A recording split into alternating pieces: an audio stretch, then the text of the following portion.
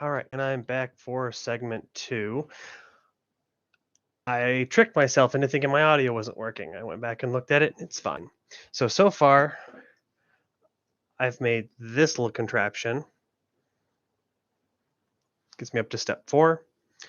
And I've made this contraption. Yeah, put it against that contrast of the white background there. And I'm going to mate these two bits together.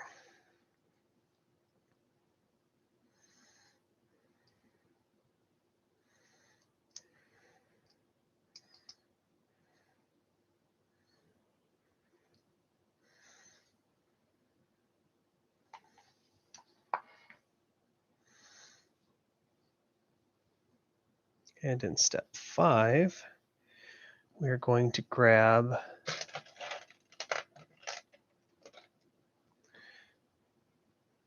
one of these pieces and a 5 long gray cross. Yeah, I really need to look up the terminology. Each of these, they've got to have real names. What are these parts called?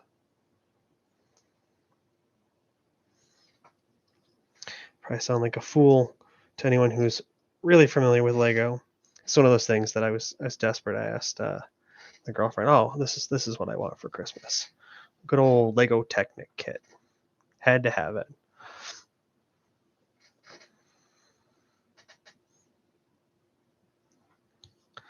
Okay, so then I need another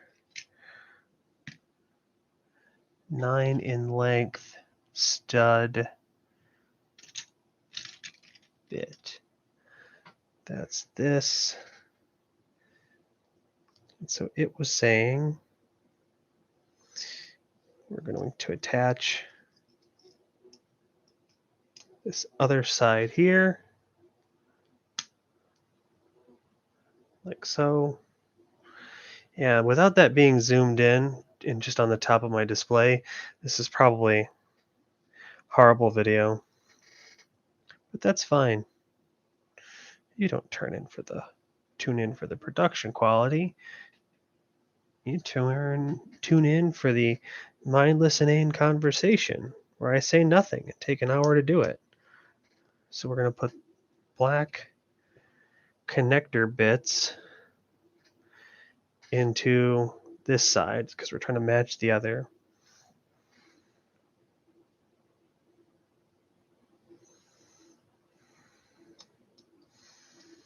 Okay. And all I can think is like, well, if I wanted to be a building Lego channel, I should definitely get out a clamping arm on this table and really have a camera come down so you can really see what I'm doing and see the manual. But I can only look at the screen as I'm seeing it. Let me actually maximize this and see if I get any better view of what we're looking at. I really feel like you're not getting the best. Hope you don't get motion sickness while I adjust this. Let me see. Can I? No, we can do this. We can totally do this. No. Hey, there we go. That gets you a better view of what I'm trying to look at. So you can see this is what I'm looking at right now. Not quite ideal, but you can sort of get a better view that way.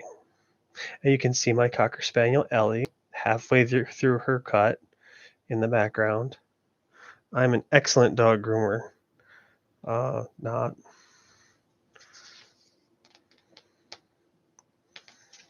Okay, step 7. So we're going to take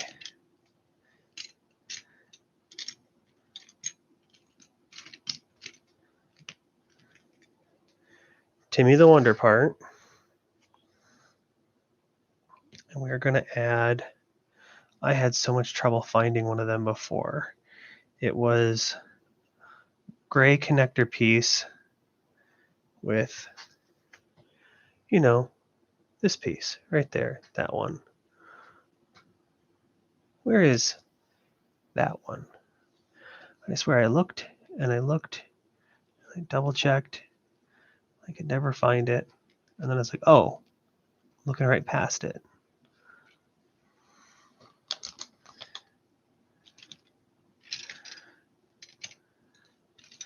So this is a lot of professional YouTubers or Lego builders. I'm sure what they do is they sort their Legos out so they don't spend time doing what I'm doing, which is going, where's that part I'm looking for?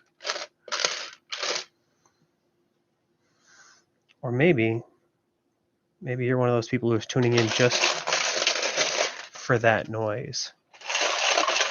Yes, all of a sudden, this isn't about building my Raptor. This is about ASMR.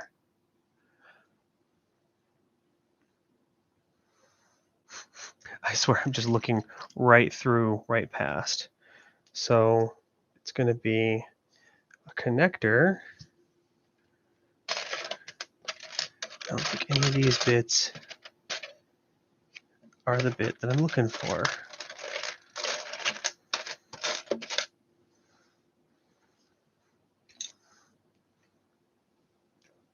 So then I guess what we're going to do is we're just going to start sorting stuff out. Process of elimination, I guess.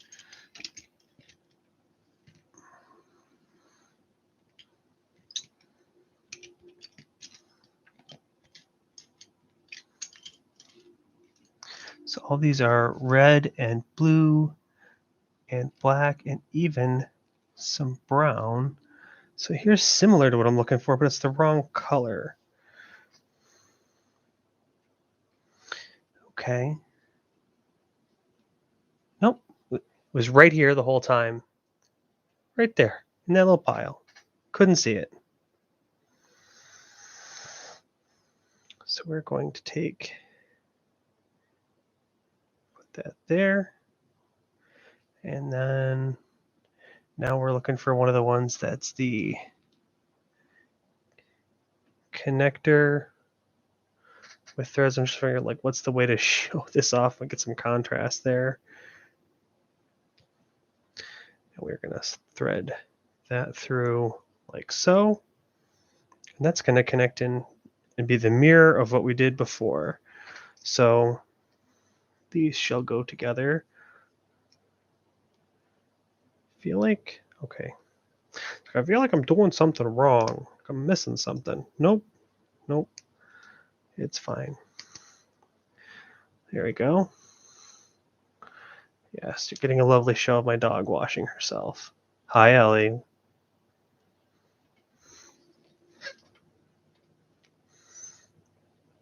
have no idea. You're an internet celebrity, dog. Okay, so this is what we got.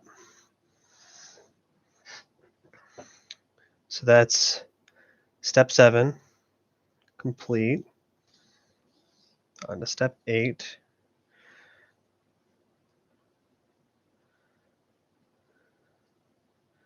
So I need to get, there's a red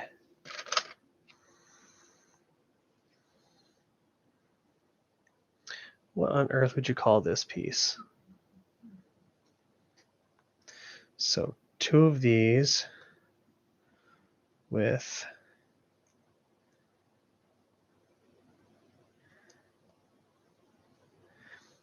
and then we're going to put this circle bit on. Yes, let's get a connector and connect it to a exterior jacket. I'm sure it'll make sense. The Lego designers who made this are quite clever, I assume.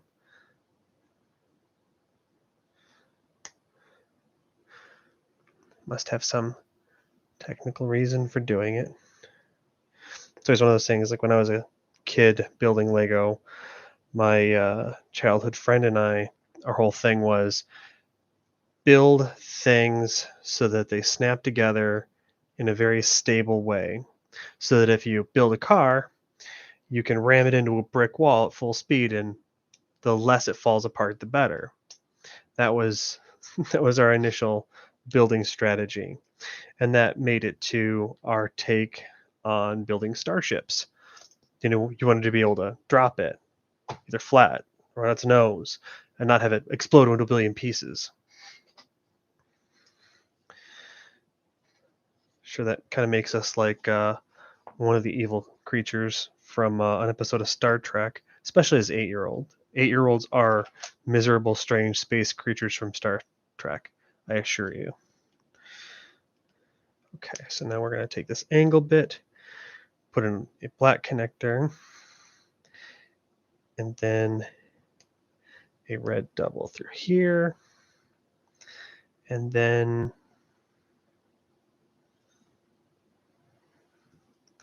the blue pin. Okay.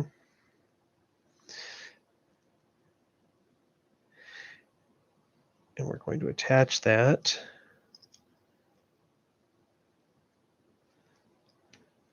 to its right side. So now we've got this added. And in step 10, looks like we're doing the reverse.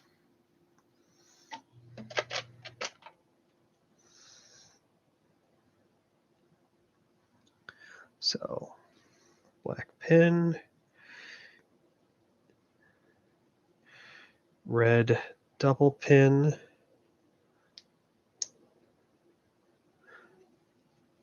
blue pin,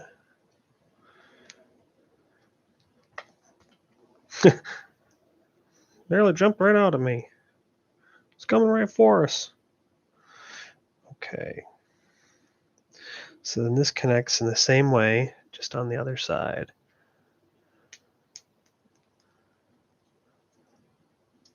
Okay, so that is step 10 completed.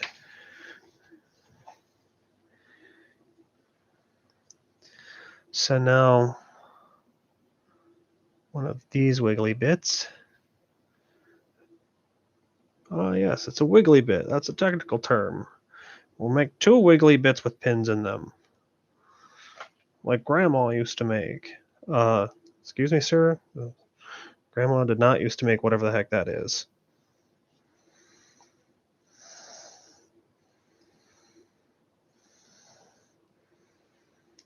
Okay, so we're fitting these on the end like so.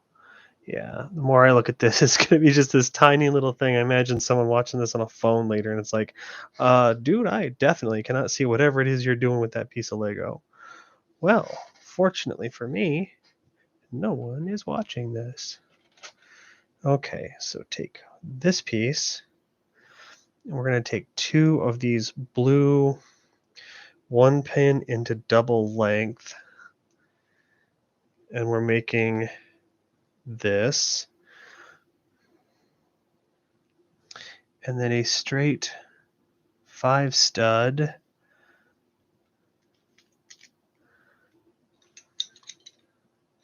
That's not it.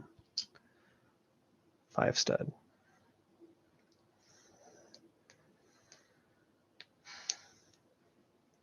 Okay.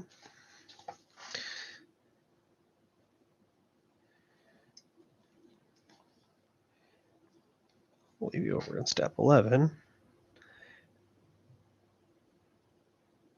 And oh hey, we're going to mirror that. So I take this bit, and we're going to do that same double blue stud.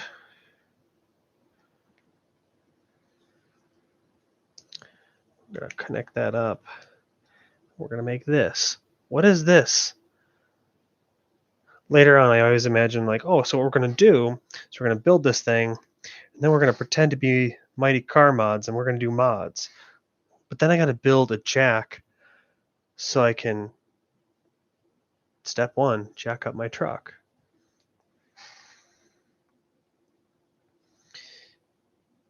Okay. So in step 15, we're adding a whole bunch more studs. Or blue 1 pin to double pin pieces. It's like a puzzle in 3D. So we're making this contraption. Why? Don't know. It will come become apparent? Oh, it actually tells me on page 19 in the upper left, I'm trying to build this assembly. So I guess maybe I'll just set that whole assembly over there off to the side. So now I'm looking for orange. I need 2 of them.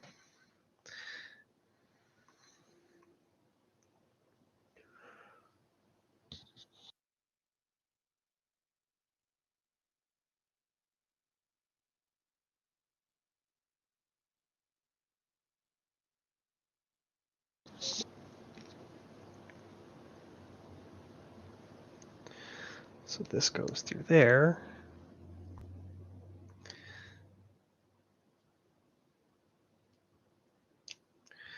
So we're doing that. With that, let's see, yeah, let's get good at showing this. Here we go. There we go. That's all snapped in, just like it should be. And my blue shirt isn't really great. Trying to get it against the white contrast to my background there. This is definitely should be a multicam setup. I was really going to build these Legos. Gee, Josh, maybe you should do some research and see what your contemporaries are doing and then do a setup that makes sense. No, that's not my style. We're just going to YOLO smash and put up a live thing. We're not even going to put it on Twitch where people can see it. We're just going to wallow in a empty YouTube channel where no one comes to visit because I'm just some guy. Maybe my buddies will show up. Okay, so we are going to put a bunch of black connectors in like so.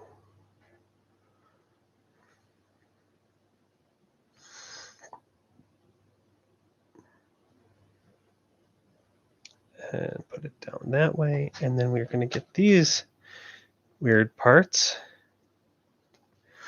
Okay, that's, I guess, this name. This is the weird part.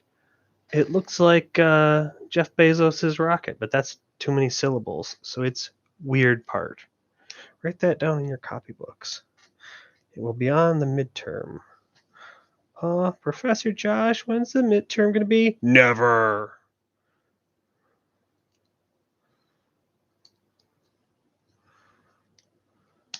Okay, so we've snapped the part that I just made. Get it oriented the same way. We've just made, yeah, that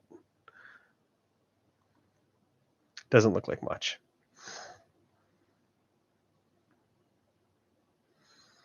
I'm just double checking. It's like, I'm not supposed to make 2 of these things, right? Okay, so now, oh, this is some sort of suspension subframe. That's the other thing, is that not only do I not know what the Legos are called, I actually don't know the automotive equivalents. And I watch a fair bit of, automotive YouTube for enthusiasts, but like, I don't know what anything's called. It's the doodle bit on the interballs. That's what my boy Moog calls it. That must be what it really is.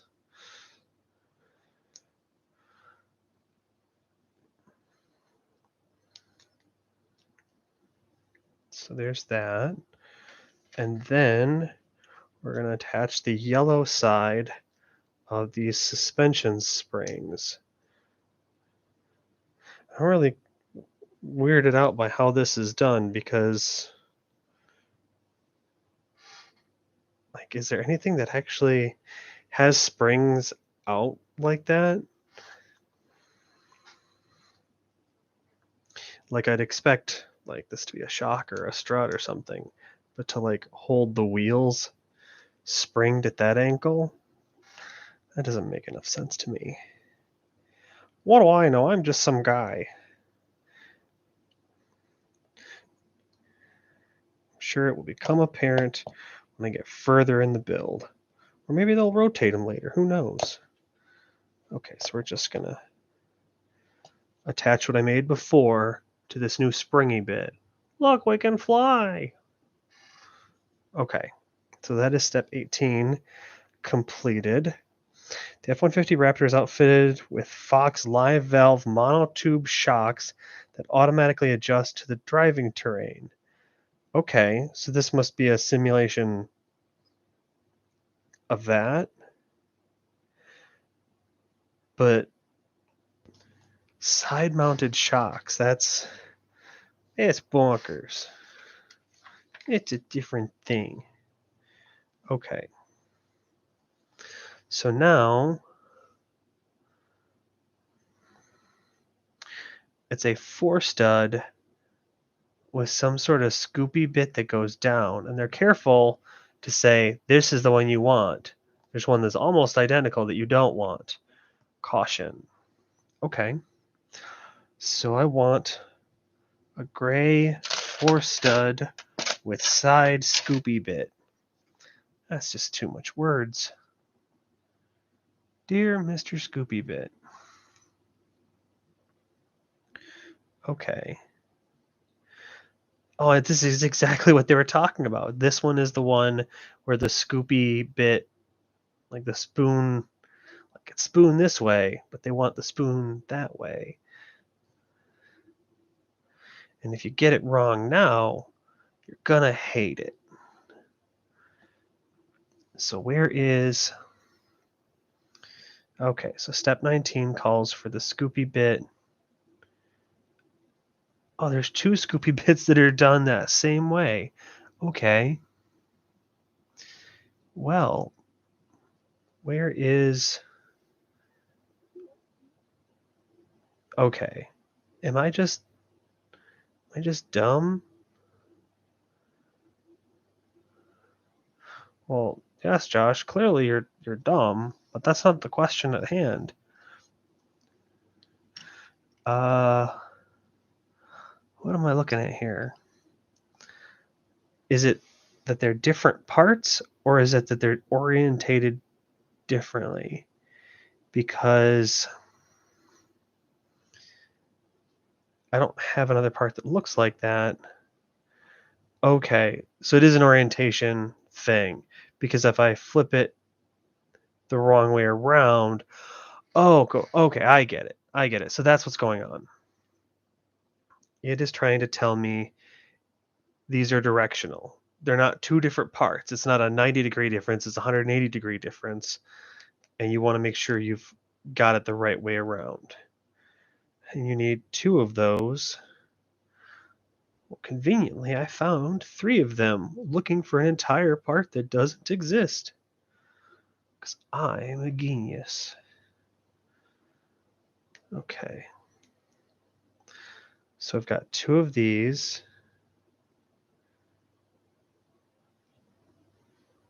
I hope it doesn't matter the way that I inserted the pins, because this is saying I'm going to attach it at the same level here.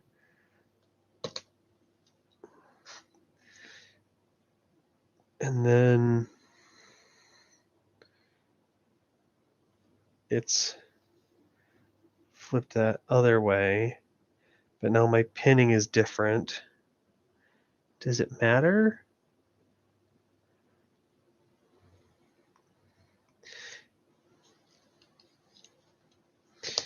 Well, for the sake of argument, let's do them both the same way. So I'm going to take this pin out, insert it that way, so that little difference. Okay. So I'm guessing it is some sort of steering assembly thing. That looks right.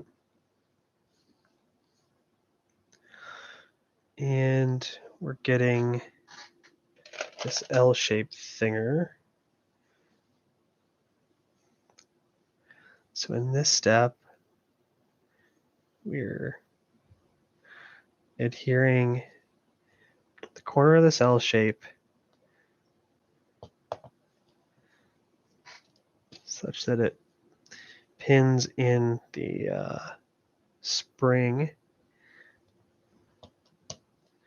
Okay, so this was looking very much like a car part now. So now I have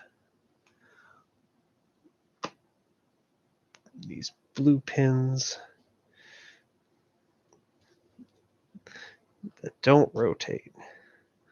So they go in.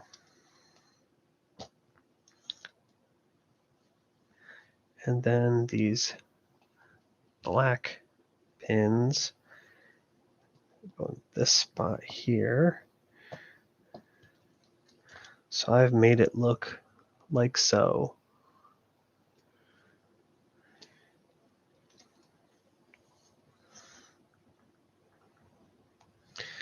Now we're going to take these Jeff Bezos's Dingus rocket bits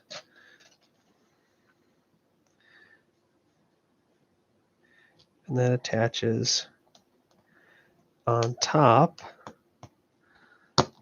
So we're going to hold all of that assemblage together. And it goes clickety click. So we put these bits on.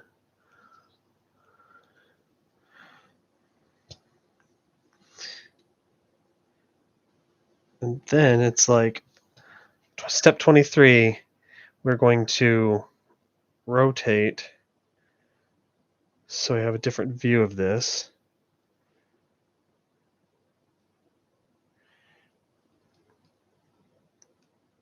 Oh, and we're turning it this way. So we are rotating it both ways so that these bits that I had a hard time finding are towards us.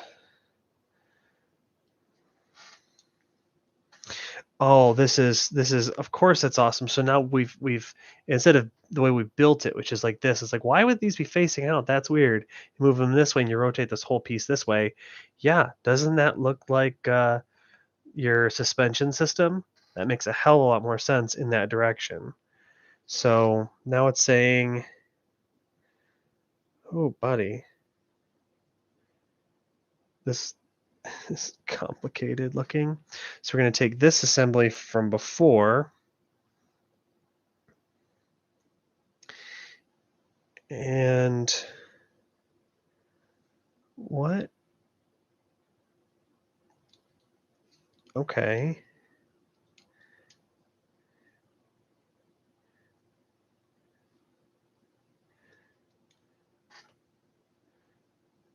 I'm kind of not getting it here.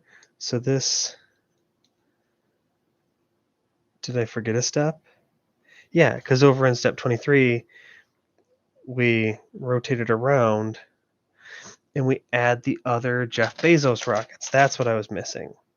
So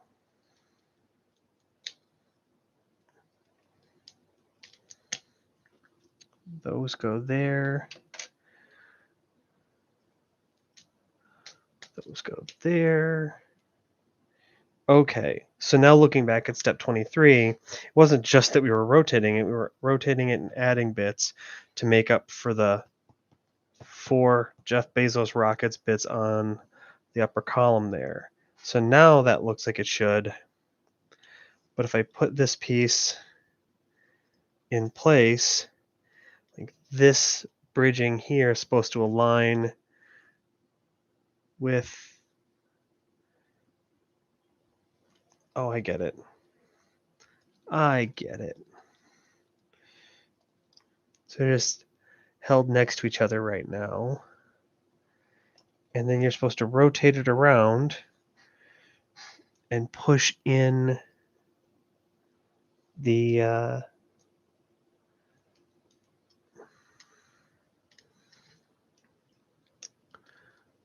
one bit.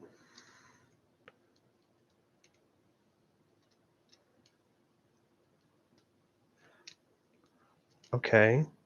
It was almost clever. It almost worked. And it would have worked if it wasn't for the dang meddling kids. Okay. So now we've pushed that in, which binds these together. So I guess that's really cool is there's a release here where if I pull this nail with a cowl, for lack of any other better thing, this will release and the whole suspension can come up. So I have to try and remember that later. So when I do my pretend Mighty Car Mods thing, I was like, oh, first you jack up your truck, and second, we're going to release this pin to take the suspension out. I mean, I can't imagine doing a suspension mod on this assembly because you have to just take everything apart. It's going to be a whole feat of Lego engineering. So it's saying to have rotated it this way. So that's the way I'm looking at it. So we've mated these two parts together. And we're going on to step 25, where it's saying rotate it this way.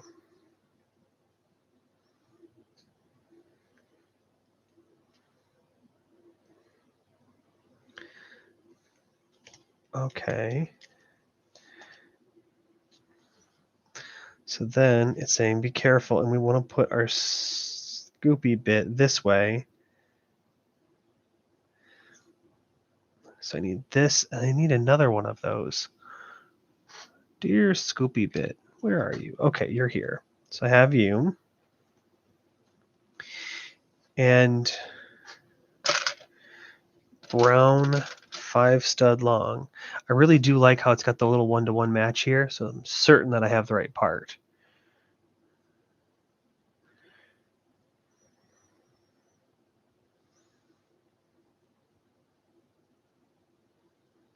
And then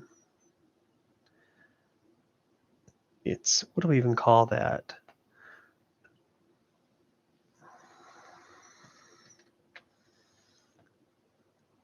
This thing.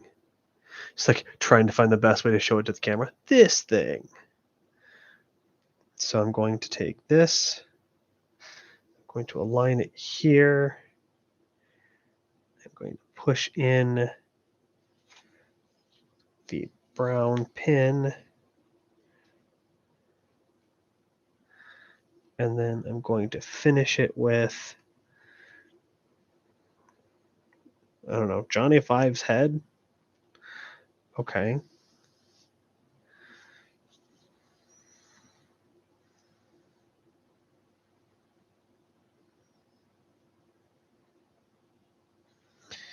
So there's a 3-stud one.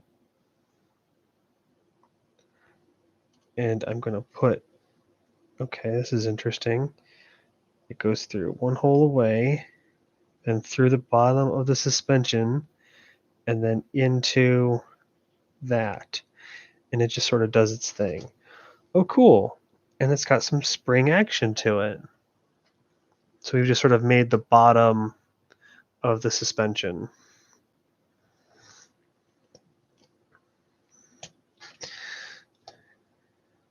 Okay. And then the wheel hub assembly. So, time for ergonomics. I shouldn't be hunching over. Makes my gut look terrible. No, dude, your gut looks terrible. Okay, so one of these. And I assume, wheel hub assembly. And what in the name of all that is holy is this part? I always get annoyed at like super duper special pieces for regular Lego building. It's like, wow, this is the specialist Technic piece I've ever seen. It's like it does exactly the thing that it needs to do. So this, start with this, we insert this,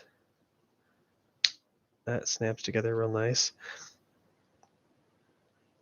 So I'm assuming this is like the wheel bearing hub assembly.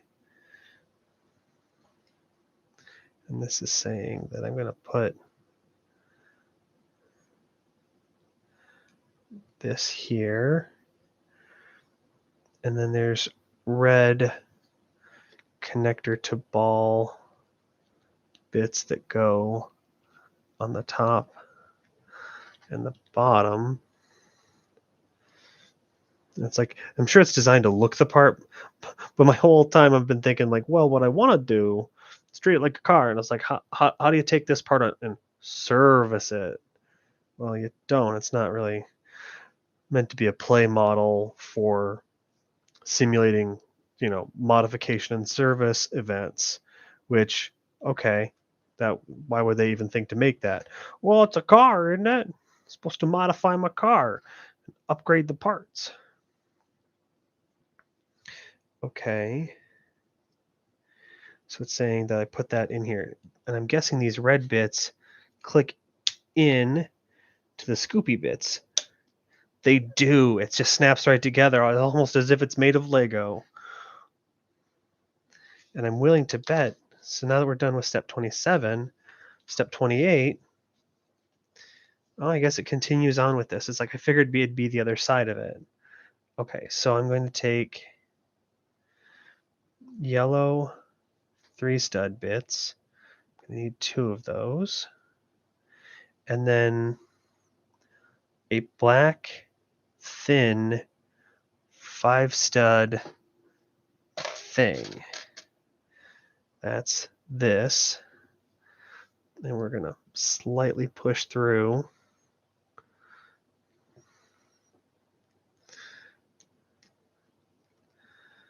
Oh, and there's a second one of these that I'll need. Okay. So those go through the thing. And then we finish the other side. It's like I'm looking ahead to the next step to just be like, how do I know I've got this on here correct? Because it shows you the one side done, and like the other side, is partially assembled. It's like, okay, well, I'll just have to assume that I'm putting it through. So this is the bits that I put right there. Yeah, that. There we go. That. I'm just trying to see if I can get these yellow pins aligned, make it look cool. Okay. And so now it's saying to rotate and flip. And now I think we're going to do some variant of what we were doing before. So one of these, and the Johnny 5 head. Okay. And be careful to get that oriented correctly. Send that through. And Johnny 5 head. Okay. So now that we've done that step, step 29 was nice and easy. Brown 3 stud length.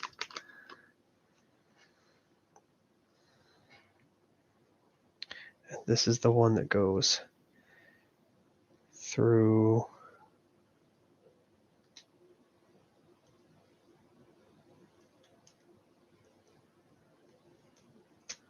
there. So now we've got that other side done. That looks good.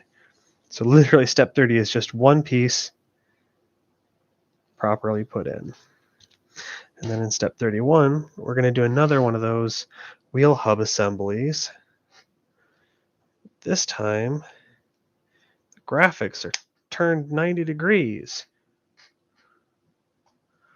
Yeah, I think by the end of this, I'm going to feel it in my neck just really hunching over. I should either have this raised up or, hey, maybe I can. Yeah, that's a genius move. Okay, so now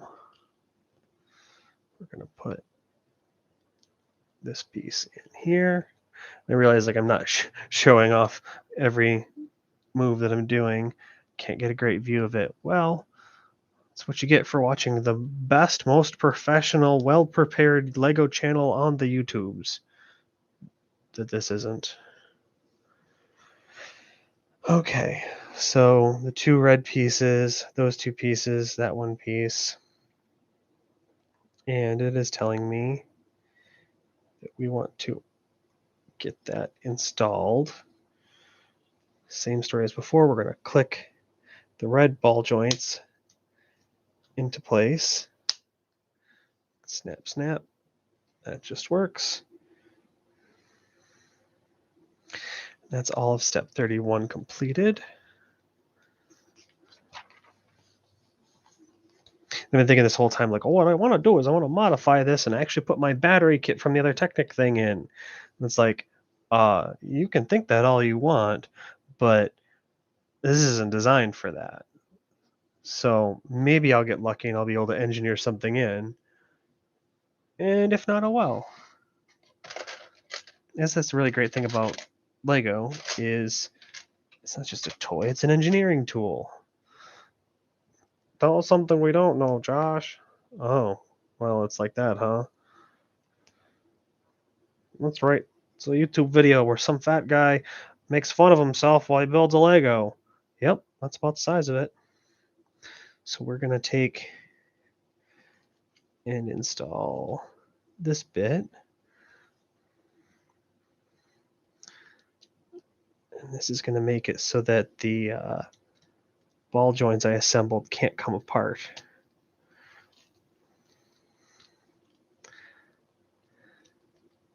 Okay. That's it for step 32. That just snaps into place. So now what we have is functioning, turnable. I'm assuming these are the front wheels because they turn.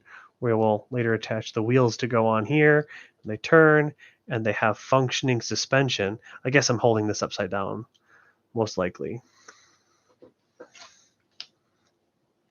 Okay, so now it's saying flip it around. And now I assume we're making a steering rack. And so the gray pin with ball is probably going to connect up to that steering rack. Okay. So we're grabbing steering rack bit, and then we want this red pin with connector.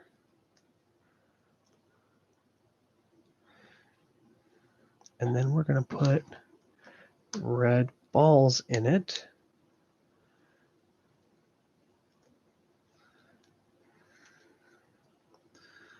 Red balls gives you wings. That's right. Let's listen to an old guy make references to old TV shows.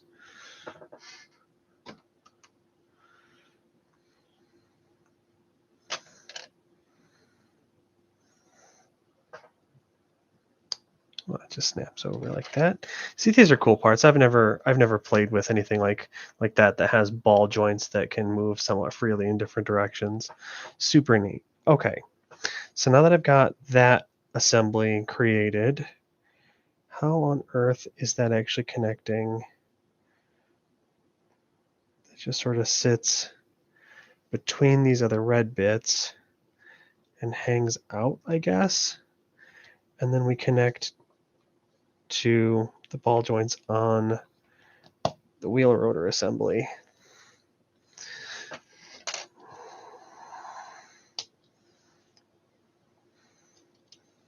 Oh, so now they turn together. They turn together. That's pretty clever.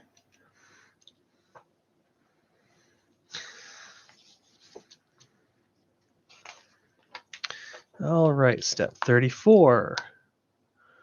We're going to get a 5-length gray stud.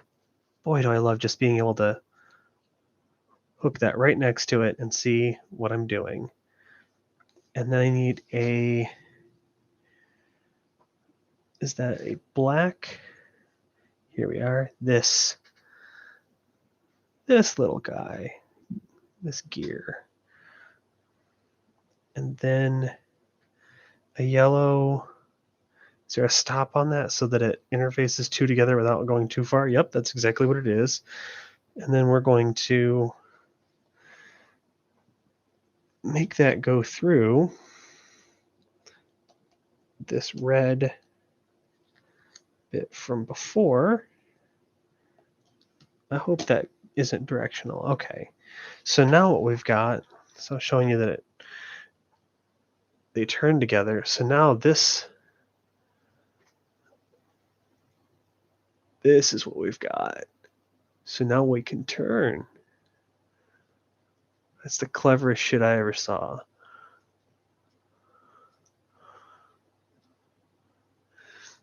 And then to demonstrate up close, we've got these springs. So we've got actual suspension in here. So the front suspension and steering assembly appears to be what I've built. Super cool. Just looks like a whole mess of Lego.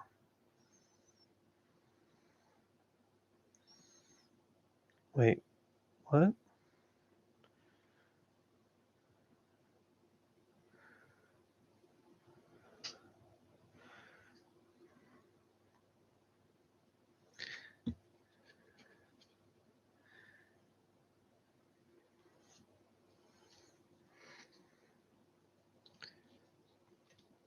Okay. Oh, I get it. There's a way that I was like, where does that go? Because if you push up on here, you're not actually doing anything. And if you release it down, like that's a broken state here. So what it was saying is I have to come up with one of these little circle dudes and put it in place. And I guess shove through. That's actually really difficult to get my fingers in there just right for this, to get it aligned. Like, what a strange choice to have made. Okay, I'm assuming it wants me to push literally all the way through, because it does go through to the tip end.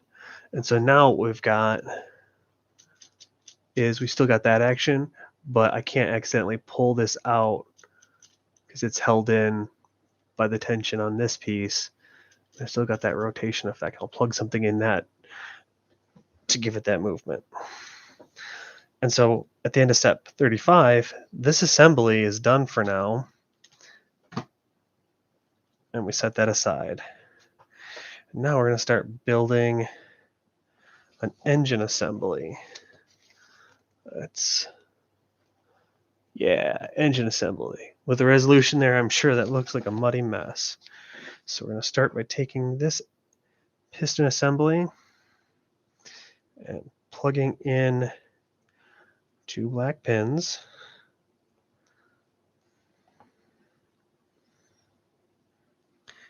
And then we're going to plug in those 2, put in 2 more pins. Oh, I bet you it's a V6. Hold on. Wasn't this supposed to be an electric vehicle? The E-Raptor? No, this is traditional. For some reason I was thinking it was like the electric F-150. Don't ask me why I was thinking that.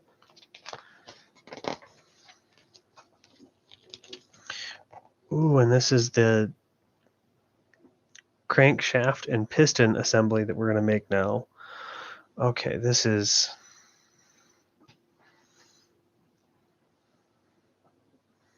So we're going to get a 5 long gray.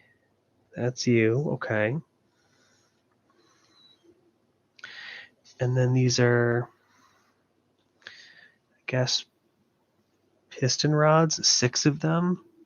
So there's 1, 2, 3, 4, 5, 6. I grabbed a blue stud pin thing, words. And then a stepped beige alert. That's what we'll call him, beige alert. And 2 red little Lincoln Log wannabes. And then I guess a yellow crank noodle. 2 yellow crank noodles. Okay. So that's staging my part up. So we take a crank noodle and then we put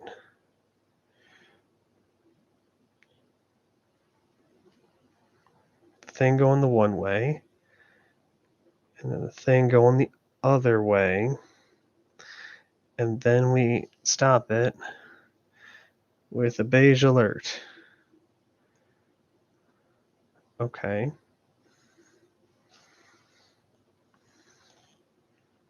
Then we take the red Lincoln Log wannabe. Well, that snaps in strange. And then we're going to put another and another. This is one of those things where like having an overhead camera going in Ben Heck mode would be useful. Because I am not going to be able to show you what I'm building here and also keep it organized. I wonder what would happen if I actually lubricated these parts. Because I gotta have oil. And then we're gonna put the red Lincoln Log wannabe on the end. Snap in, buddy.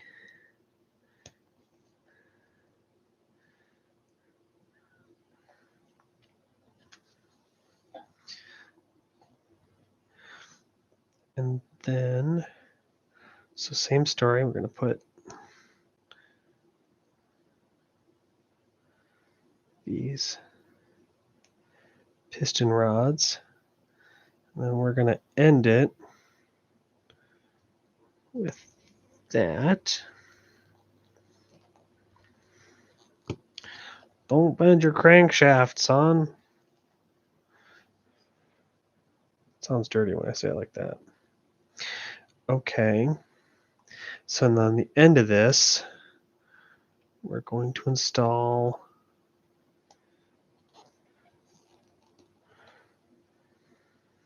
that. So I've made for you this little thing. And so it's going to have one of these actions too when we turn it. Just trying to align it right to the photo. Okay, and then so then we're going to put our pistons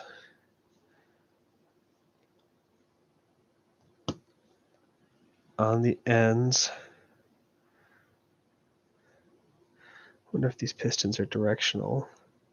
Because they all appear to be rotated that same way in the photo. But is that how they stay? Because they just seem to rotate all willy-nilly once you've installed them.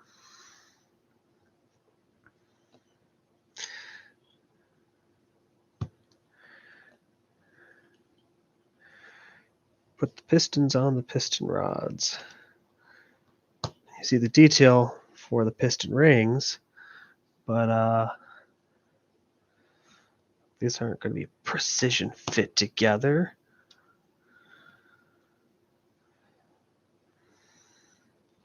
If only building an engine was as easy as Lego makes it. Okay. So now step 5.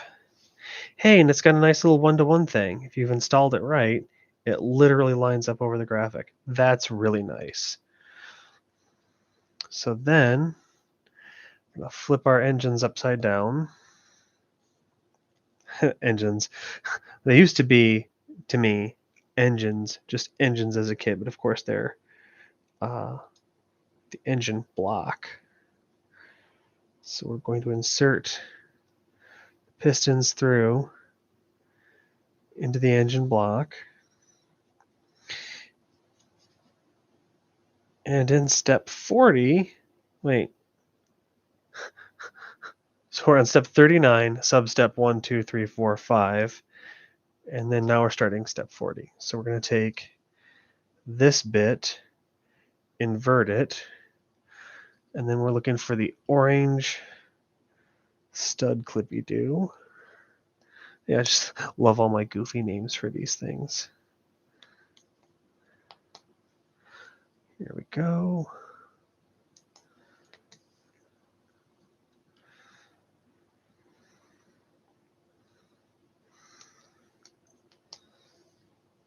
Okay, so this is an assembly that we're going to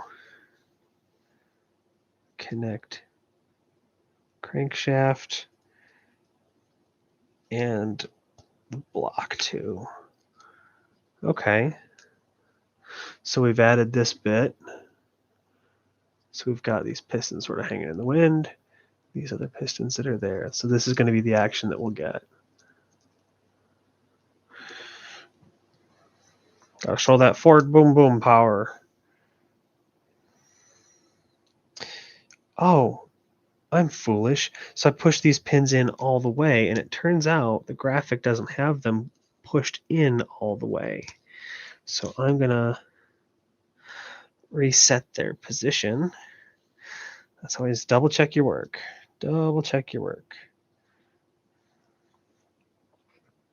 Okay. So step 40 appears complete.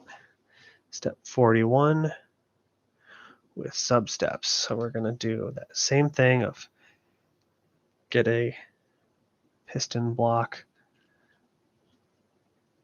put 2 pins in it, get another piston block, put 2 pins in it,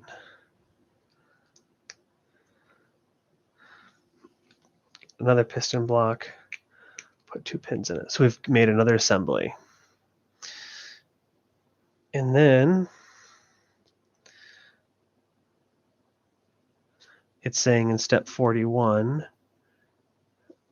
what it isn't particularly clear about is that you have to insert the pistons, because of course you're going to need to insert the pistons. And then it's saying to push through these orange bits.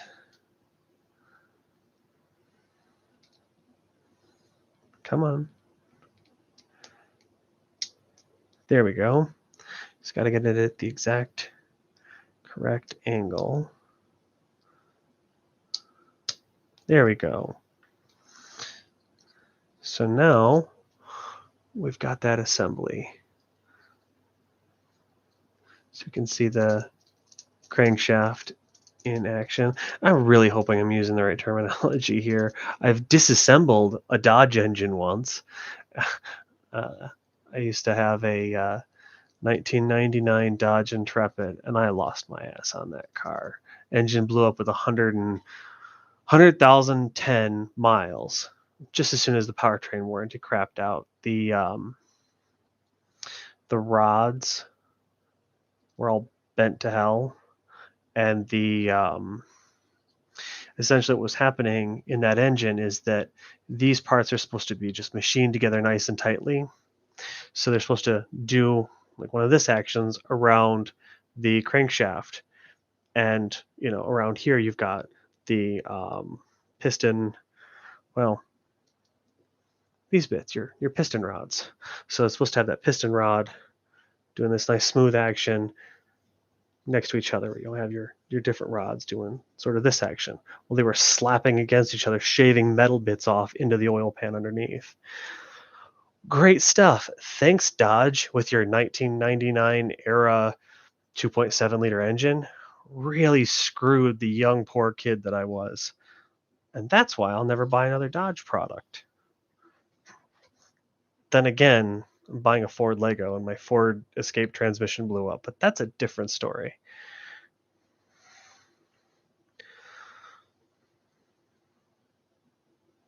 Okay. So I'm satisfied with that. Now we're going to go to step 42, and we're going to take this bit and a yellow 3-stud. The biggest thing I really love about these directions is where they give you the 1-to-1 scale, just to be sure at a quick glance you've got the right size for things, because everything just looks so similar to other parts. And wouldn't you like to just get it right the first time? So I'm making this little weird assembly. Yep, everything with Technic Pits always comes back to remembering Johnny 5 from Short Circuit and wanting to build that. I wonder if they ever made a kit for that. Okay, so I'm rotating my engine over. And then this is going to go that shaft through there. We're going to click up top. Cool. So now we've made supports for this shaft here. Now, I'm guessing normally what happened is the power is made here in these cylinders, which then uses explosions to turn this, and this is power output that would go from the engine to the transmission. We'll see what they're going to do. I'm guessing it's going to be the other way around, where the wheels turn the transmission, which turns the engine, because this is Lego, not real. But I tell you what, I'll modify in some explosions here. We'll see if we can get it working. So I think that's step 42 is done. This is really cool. And we need another Jeff Bezos rocket with blue pins.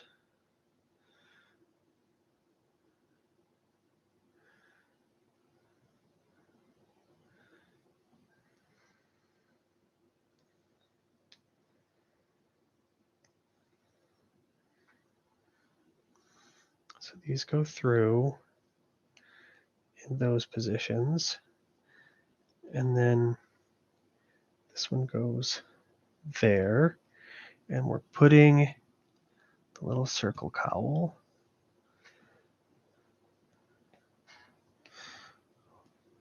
Yeah, if I really got into building Lego, that's the thing that would just embarrass the heck out of me later is these parts have names, buddy, and you use the craziest, most dumb names possible. So upon review or reflection, I'll just go, you called it what? Well, it's like, I don't know what the words for these things are, bud. You should, dear Lego, you should name the parts in English and all the other languages you support, of course, so that I know what these things are called. Because they all have names. But when you're looking at IKEA guides, they don't have names. It doesn't matter if it's a Blarfin Yargit Squan. It's just the circle thingy. Just put the circle thingy on and don't worry about it. The answer is Morty, don't think about it. But Rick, what if I want to know what things are called so I can have power over them? Morty, what is this? Some sort of fantasy land? So now we're inserting additional connection points into the orange bits that were part of our assembly. So now we've got a 5 pattern of blue. I'm just racing this around to see if I can get some nice contrast. Here we are. And again, this looks big when I'm looking at it because I have a giant television where I'm seeing this like a mirror where I can only imagine a little tiny screen. What's that? Looks like a little potato in your hand, bud. Why, yes, Bill Clinton. Thanks for your timely presence in my video. That's exactly what we need. Okay.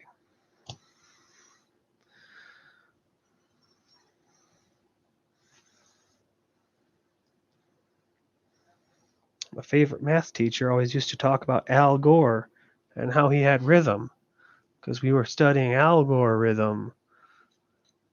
And that man needed a rim shot generator. But they didn't exist yet because we didn't have iPhones in 1997. So you couldn't download the Rimshot app.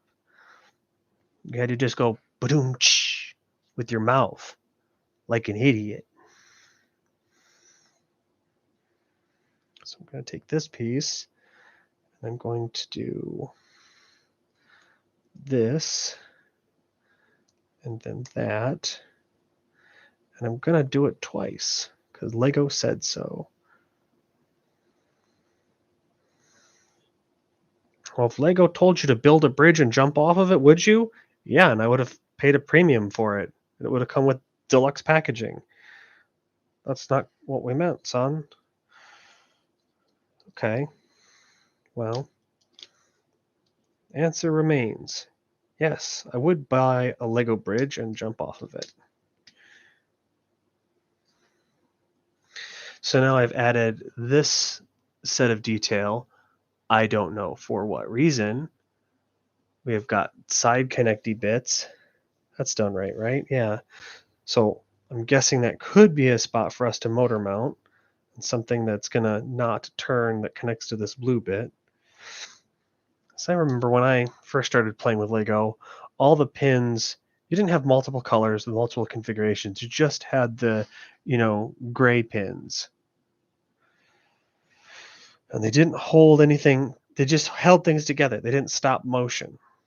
And that was the way we liked it. Back in the 1979 space setup where we had starships that would unclick apart. And that's how we liked it. The other Lego story I like to tell is when I was finishing college, I was just done with my coursework and bored. So I spent 80 hours in the Lego Digital Designer tool, and I built my Star Trek Voyager style class starship as a play kit. And I think it was like 80 to 100 hours worth of time building it in the designer. And of course, being a college kid just finishing up, I couldn't afford the $180 it was for the kit that I had made. And so I waited till later when I could finally afford it. Well, actually, let me get on to what it was and what was important to me is it was able to do a star drive separation. So this is all, Star Trek lingo. Could do a star drive separation where the front of the ship would disconnect from the back of the ship. The deflector array, there'd be one in the forward section, like there was on Voyager, and one in the normal spot, like you'd have on the Enterprise. And both of those were designed to click out of place. They'd be held in, they would just work. And then if I wanted to pull it off, redesign the module, put it back on after I bought the play kit, I could just do that. So it was super cool. It would have an ejectable warp core. The nacelles would pull off and pull apart. Super, super cool stuff. Well, for me it was at least. But they changed what was available on the store, and so I could no longer purchase it when I finally got a job and had some disposable income to buy it with. And there was no remediation plan. It was just like, oh, the Lego store doesn't do that anymore. Your design is worthless. And of course, Bricklink didn't exist, and I just didn't have it in me to buy parts bit by bit to make it. And of course, on reviewing this design 10 years later, it's like, yeah, it was good for the time and I liked it, but I wouldn't make it that same way again. I would probably do something totally different, inspired by those same designs. So I've been buying Lego for the last couple of years, specifically thinking, well, Lego doesn't have the Star Trek franchise, Mega Bloks does, but I want to build my own starship for my own Star Trek Mary Sue adventures. And if I became a YouTube channel that just did Lego nonsense, that would be the thing I'm trying to build. Okay, so now in step 46, I've made this assembly. Why? Don't know. We'll figure it out when we get there. So this is supposed to go, I'm guessing,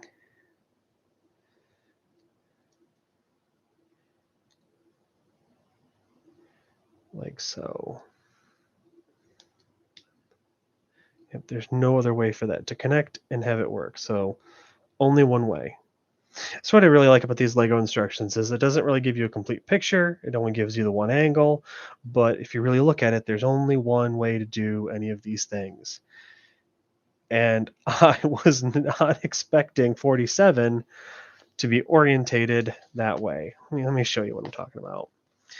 Step 47 in the middle there. Whereas like you're telling me I'm supposed to put the engine in like this. That's not how engines go, bud.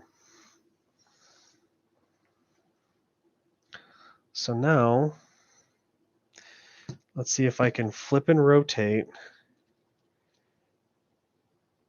Okay, this is the right orientation.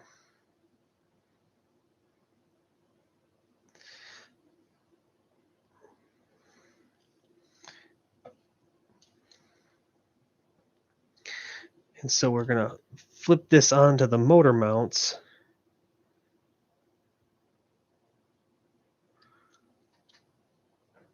Where the output shaft is going to go through there, and these two pins click in there. So this is what I've done. I bet you we're going to do that next. I'm trying to like figure out a way to show this, but man, the lighting in here is terrible for what I'm trying to do. What if there was another way? Just that little extra light. Maybe that'll make it. I'm not used to that chair being that low. Okay. So that all looks good. So now it's saying rotate like this, and it's making a point that the output shaft comes through where it does. Yeah, this contrast is real muddy. That black looks like nothing. Okay. So on to 48. Under the hood is a 24-valve, 3.5-liter twin-turbo HOV6 with Ford's dual fuel port and direct injection and 10-speed automatic transmission. Oh, please tell me that we build a transmission for this thing. Okay, and so this is saying a gray gear. I'm really hoping it's this one, because that's the one I have handy.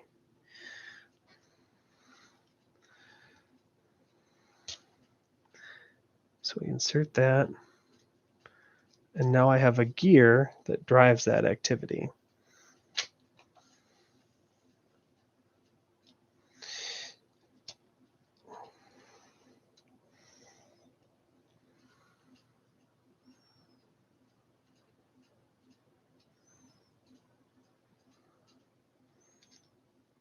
So we'll set that assembly aside.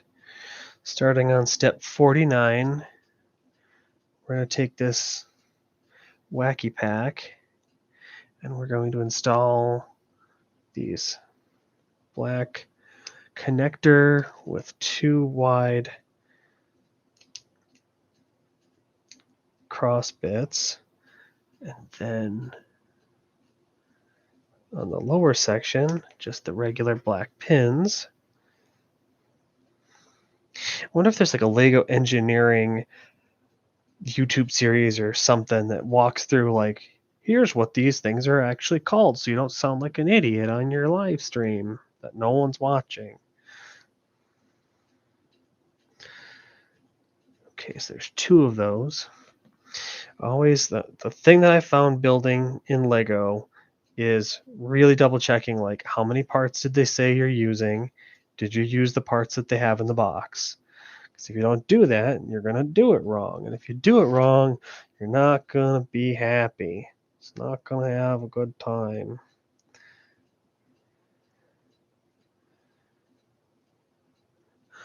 Just like that, I was using the wrong bit. I want one that is 3/5.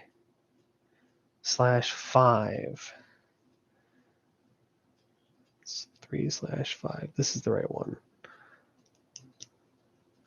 Those other ones weren't correct. So now I've built this little thing for step 52. And then in step 53, we're going to take a black, I don't know, cross-axle-y thing, and we're going to put through this blue pin to double pin. And we're going to make 2 of those.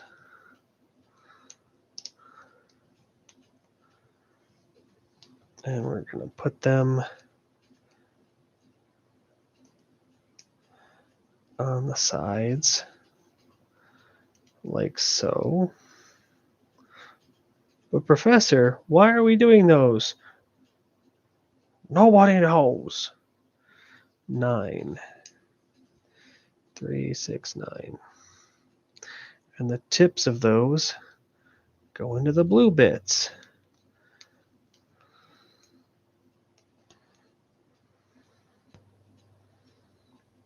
Okay, so step 55. What? So now you're going to build an entirely different thing. This and 3 of these blue pin boys. Okay.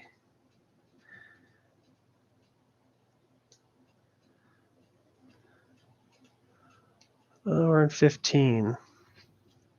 Keep going, Josh. All you got to do is stay up all night. You'll have a wonderful truck toy to blow up tomorrow. Okay. So we're going to install that like so. Okay, so why do I have those 2 blue bits that connect up that way so close to each other? That seems weird and wrong.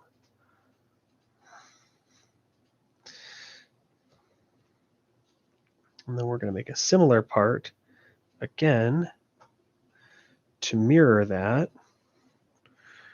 We're going to put those pins through there, those pins through there,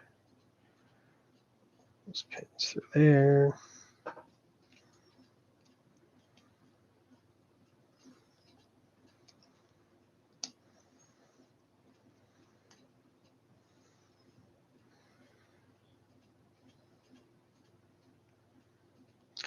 Oh, that's interesting.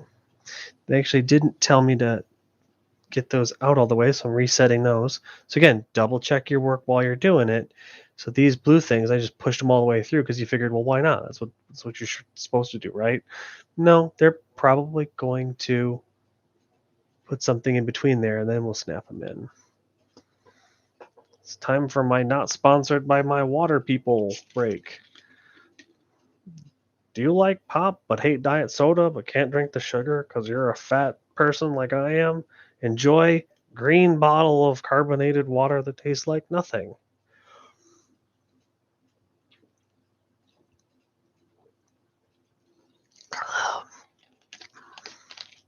Tastes like nothing.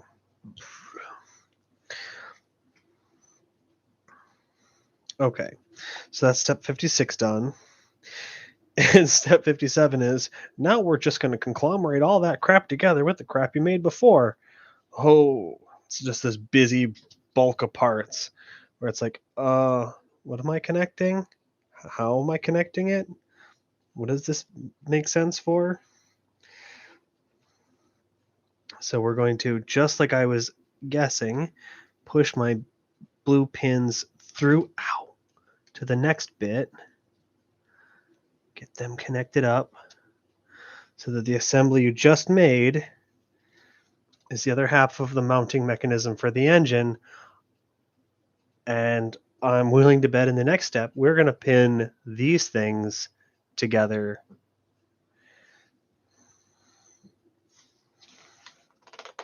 It's almost as if it makes sense.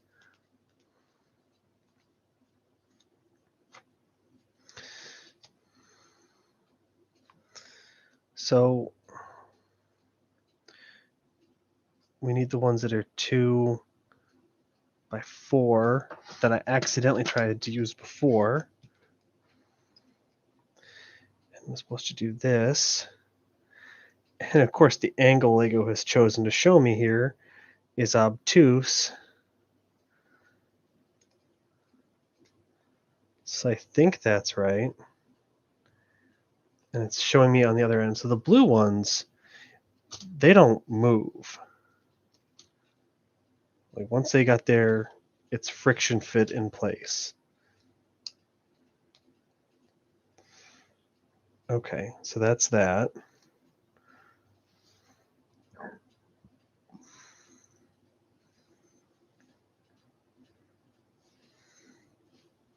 Okay, so then it's saying in step 59, rotate them so they go between those blue pins that I had made before.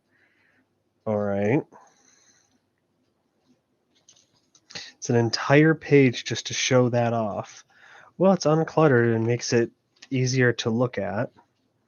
So in step 60, now we're going to build some crazy contraption to bamboozle your mind. So now we're going to take this red thing, an orange adapter, and one of these yellows. And then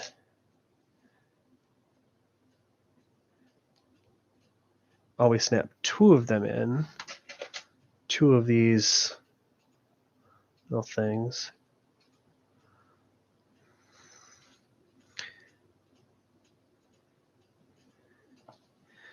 And then what a blue pin to hold it on this side,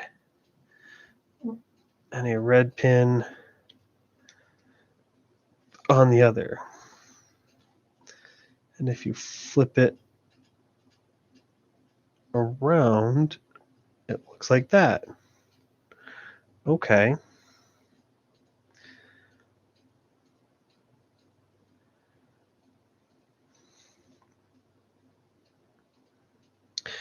Oh, and it's also telling me to flip the model over. And of course, that's what we're going to do. We're going to bind together that spot, just like I said we would.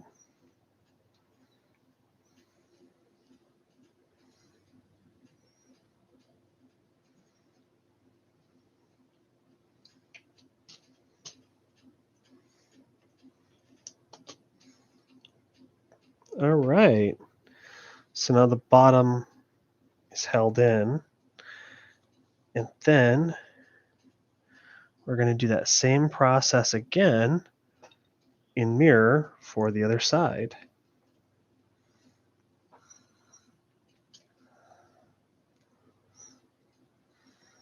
And I like how it's objectively mirrored. So it's like you're not building the same thing and flipping it. It's actually showing you to build that whole assembly from a different perspective, which is nice. So like, even though it's the same thing and mirrored, you get a visual representation that no, it's not identical. You don't want to build them the same way because they're mirror images of each other.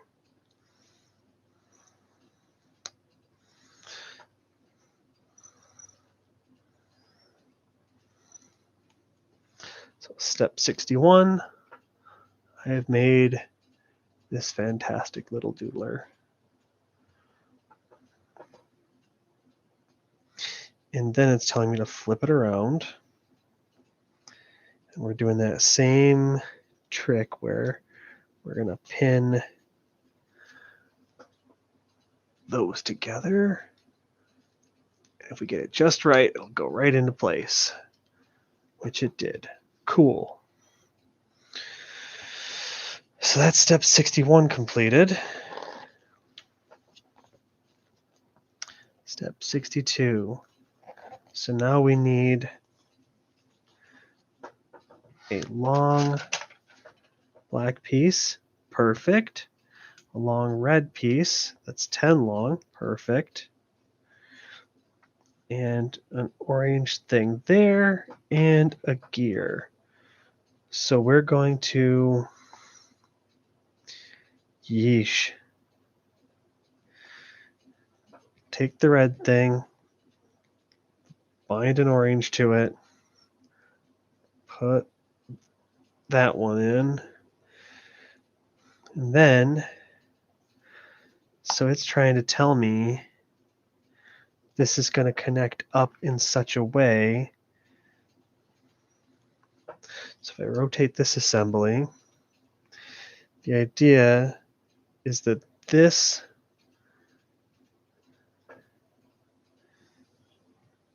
goes all the way through, comes out the other end, because as I turn this, we're going to put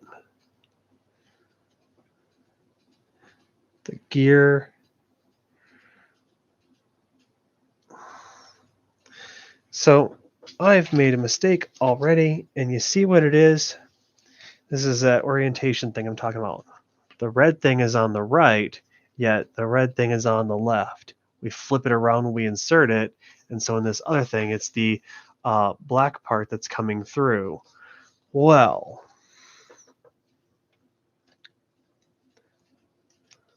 flip it around, and try it again. So there's that. And then that makes sense because when you push the piece all the way in, it's to the right depth, and the orange bit is flush with the internal piece.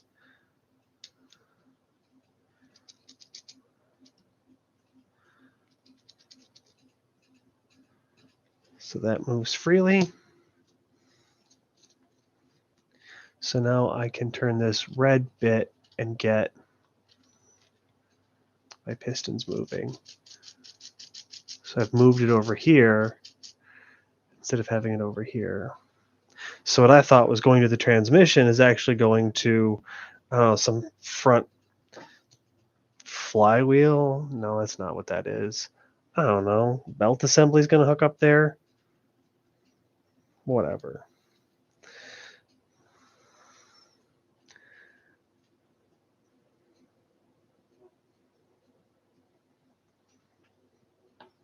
It's like, does it work this way in Lego because that's what Lego needed to do to engineer it? Or does that actually work that way in the actual engine itself? Okay, so that's right. So it's calling out specifically that the black piece does extend like one stud length, and that the orange adapter bit is flush with the next part. So that looks like it's supposed to. In 63, I have a 7 long, and we're supposed to put that where it's going to brace. So I have, oh hey, it goes there too. Come on. It's like it wanted to go just fine on the lower connection, but it didn't want to actually connect up for that top bit. Here we go. So now that that piece is there, we're binding the upper motor mounting to the bottom motor mounting. So we've got that rack and pinion assembly on the underneath. That's now bound in a second way through here, and now that shaft can't go anywhere. It's properly in its place. And as I'm thinking ahead later to modifications for this, it's like, this might be darn hard to disassemble and fiddle about with my, Lego Mighty Car Mods wannabe thing. So I'm going to take another gear, and there's a crazy beige thing.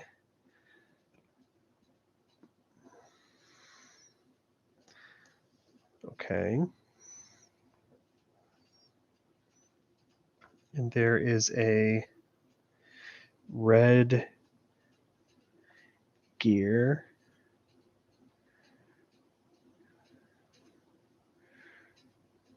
And then I have one 5 long with nothing special about it. It didn't give me...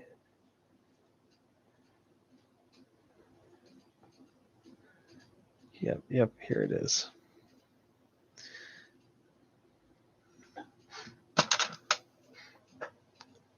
Okay. So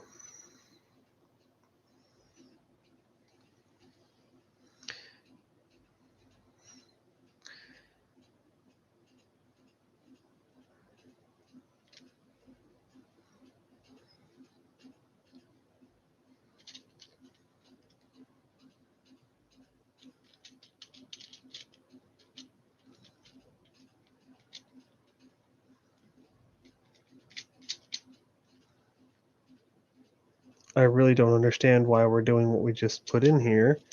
So I now have the steering pushed through on here where I can control it from here. But for some reason, we're putting another gear. Oh, so it goes around on there without actually turning it so that they can function independent, but they'll be somehow locked. That's interesting.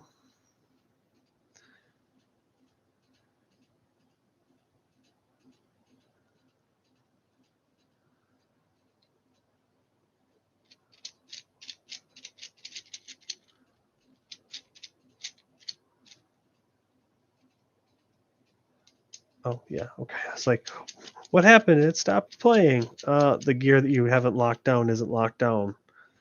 Okay, so I put those, two of those, one of those, one of those. 64 is done, but it's a little fragile now. If I tip it, those parts are going to fall right out. So now we're, of course, going to get a 5-boy, and it's going to go over all three of those things. And we're going to put an orange adapter on the top one.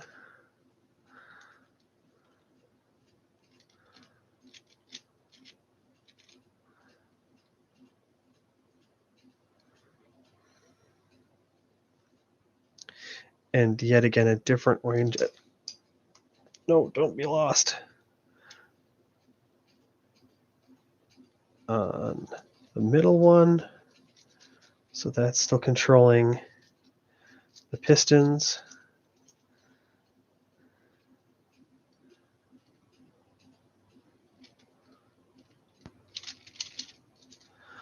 So that's kind of clever. So if I turn this upper one, I'm still turning the wheels. And if I turn the lower one, I'm still turning the pistons. And it's all very solidly constructed in there, the way that this is done. So that's kind of cool. So then it's saying flip it around.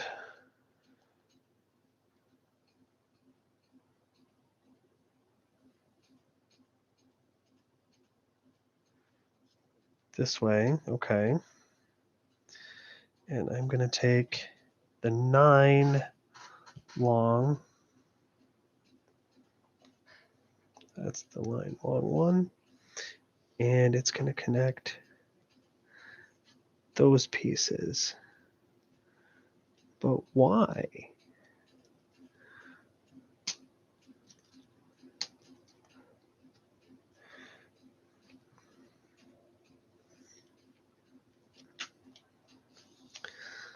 Okay.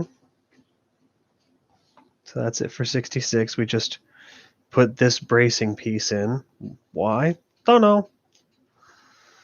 And this is another bit where we're going to make some other assembly. So I take my 5 little doobly-doo, and we're going to put 4 black pins on the side.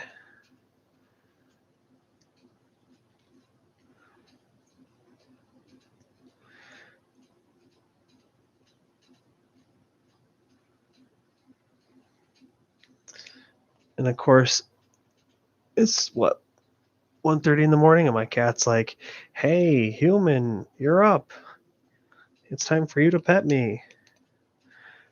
Come on, buddy. Yes, you can be a star of the internet too."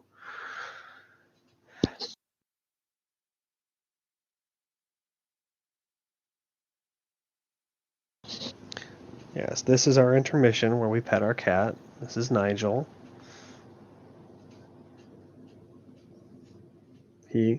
He loves me, but only on his terms.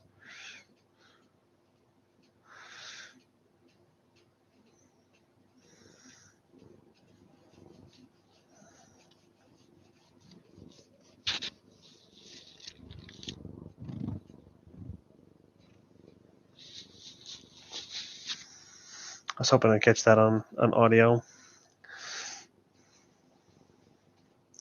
Yes, yes, I know, Kat. I love you. Yep, yep, yep. Yep, yep, yep, yep. Yep. He has no concept of me trying to do a thing right now. All right, bud. Go find somewhere else to be. Okay, step 67. So we've got this assembly made, and we're doing another one of those things where we're preparing blue friction pins and not installing them the entire way through because we're going to clip them in later. So this is what we've made. And what it wants me to do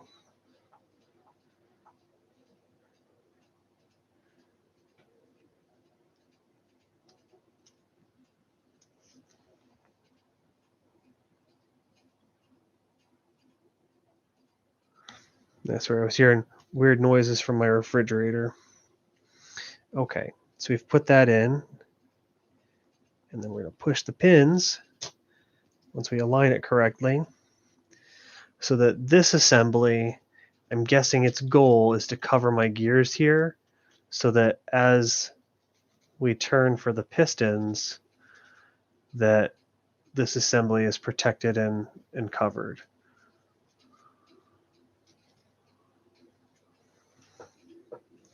Makes sense. Okay, where was I? 67. Those all popped in. 67's done. All this for a powertrain. How far am I? An hour and 37. So now we want this, I assume some sort of bumper cowl, bumper bar, and then this piece. Now this is a special piece if I ever saw one. Looks like a normal piece with other pieces in it, but it's all molded this way. Why did they make that way? Well, that's a good question. The answer is mind your own business. All right, Lego group. I will mind my own business. So it's saying once we've got that in there, somehow I'm to attach that.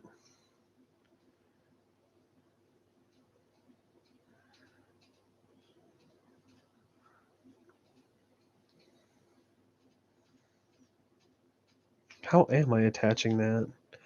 Oh, it's like if you look at the part you're supposed to be attaching to, it's incredibly obvious, and the parts all line up. You just have to take a look. It's in a book.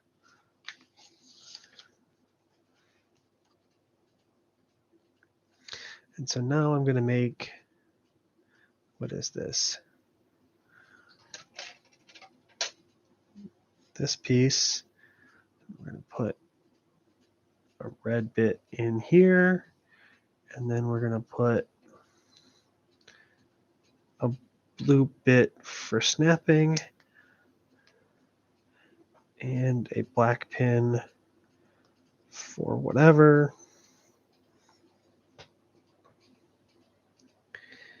And what on earth am I doing with this? Okay, so it goes, yeah, it's like in like so. Yeah, that's showing you absolutely nothing.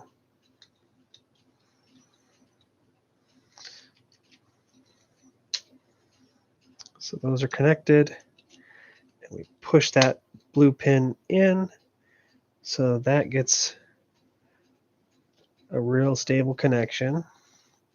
And in step 70, we're going to build a similar part.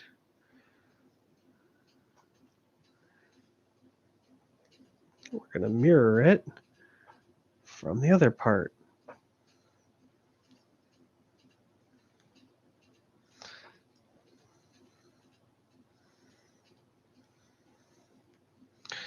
And then it's going to do the same thing.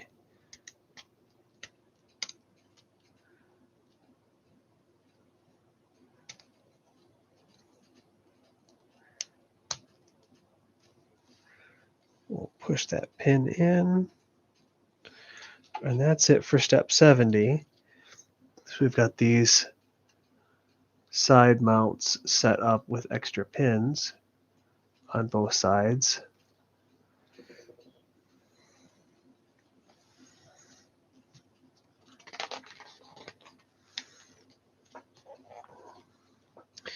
And then we're going to do 2 of those. And 2 of those. And so this is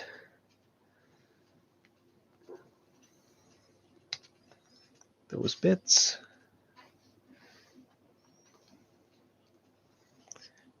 And those bits. And then, what am I looking at? These connect the orange.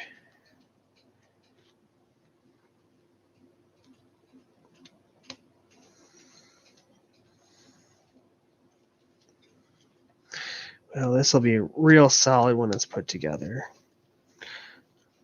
So, black, the blue, and the orange go through.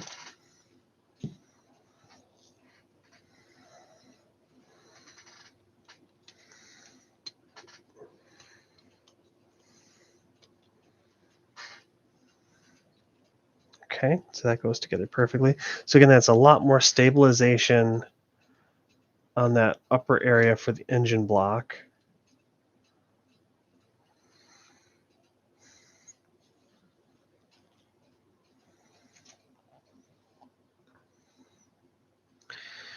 Oh, and now we're going to use this 11 piece, 2 of them even. And they're going to connect from the orange in front to the blue in back. So you can see I've done one side and not the other. Yeah, the dark colors really, dark shades don't show up well on that camera the way I have it set up.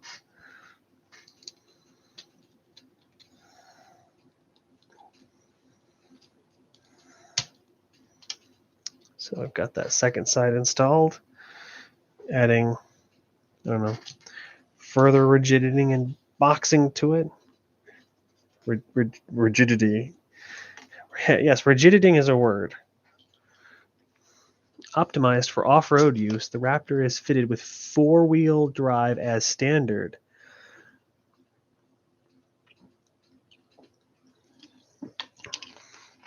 Well, that's cool and all, Lego, but you notice there's a problem here. There's nothing that's going to drive the inside of this bit. Like, if I wanted to modify this to be all-wheel drive, I can't imagine how I would do that with parts I have.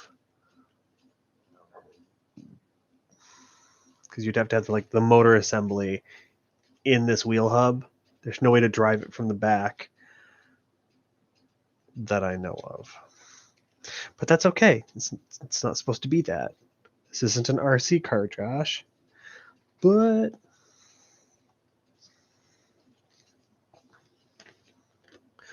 okay. So now we're building some other contraption starting in step 73. Whatever that is. So let's get to it. So this is some sort of ball joint assembly. And I'm going to put blue pins through it.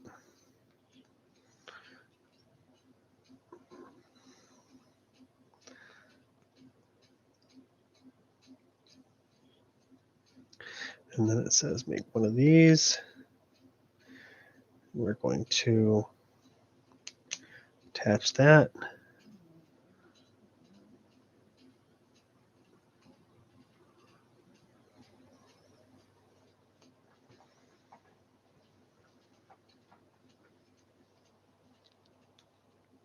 The cat's like, well, you didn't want to give me attention, so I'm going to scratch up your backpack, your favoriteest backpack. It's like, cat, you don't have nails, you know that, right?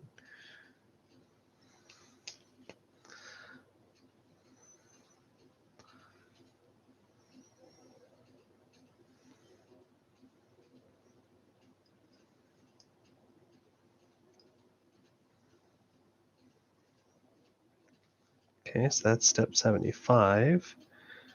And then I'm going to make this bit.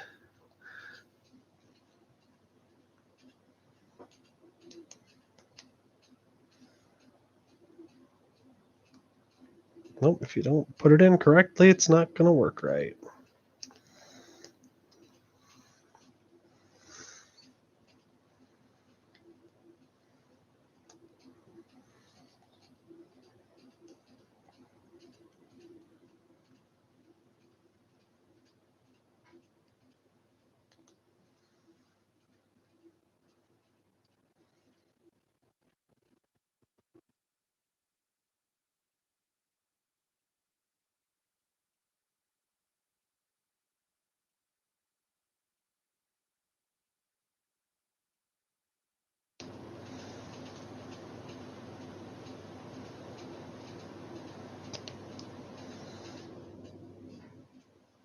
Okay, so step 76 is done. On to step 77. I'm going to use 2 more of these bits. And 2 of these bits. And those 2 bits. So I'm going to take this piece.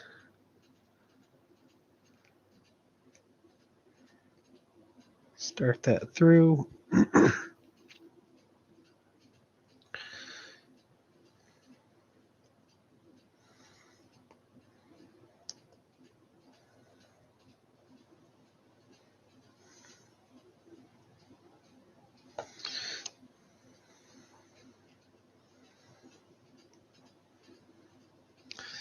This is quite the interesting piece.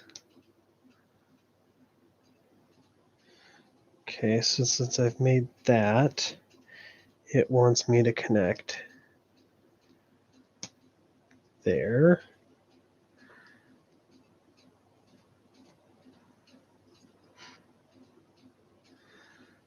So that's step 77. I have made this crazy thing.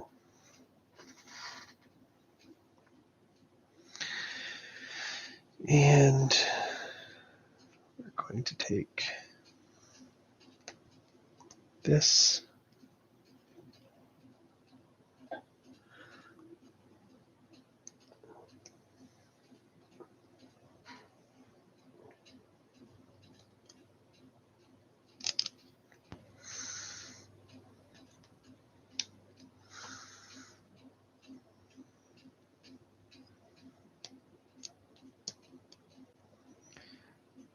And this is step 78 complete, where I've put those front bits on.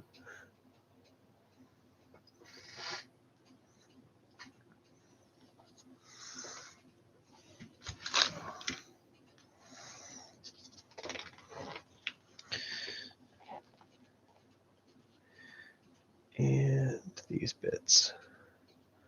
So I'm going to install that. Install that. And then the yellow pin through there. I'm sorry, I said yellow. I meant orange.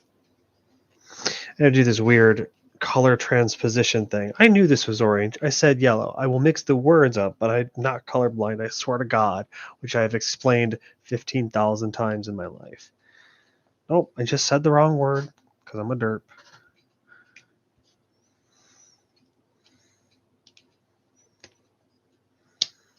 Okay. So there we are.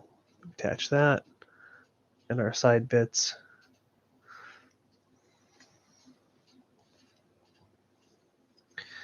So now we've got these long, dark gray, it says 5,5. I don't know what it's trying to tell me. And we're going to put it into this black cross member piece.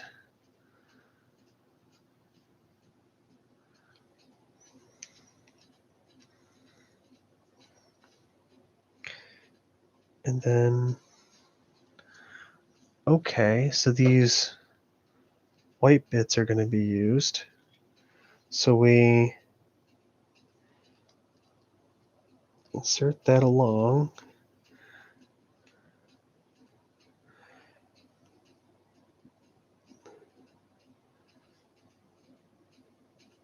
Oh, but not all the way, because we have a fancy bit we're trying to put in. It's like all these complicated building techniques they use with this. It's like, I don't think I would have engineered any of my crazy starships this way out of all these bits. Not right nor wrong, just, I'd want regular Lego studs to do regular Lego things. Okay, there's that. So that makes sense. And so now we've got this part. We're going to insert that through, and then we push these the rest of the way through.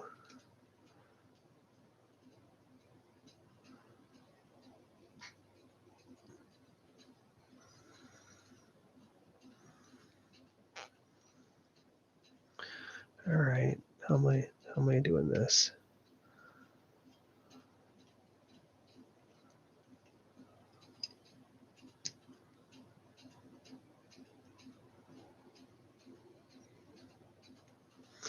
Okay, so this piece is now locked in, but are those gaps right?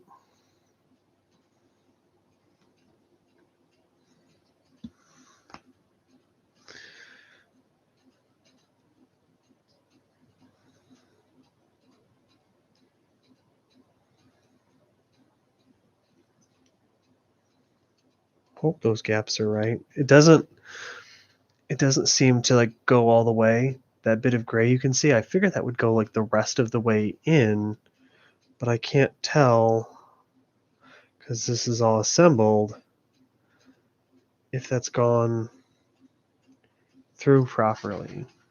And since I don't think I have other bits, well, I can use this as a rubric.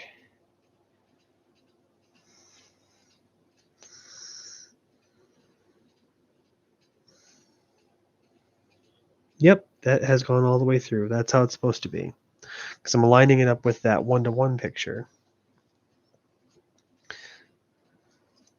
And fortunately, this white piece is the same both ways, because that would be difficult. Okay, so I'm going to take my red snappy connectors and put them into these orange things. And we're going to inset them into the black cross section ones. So we've got that. That's what we've done.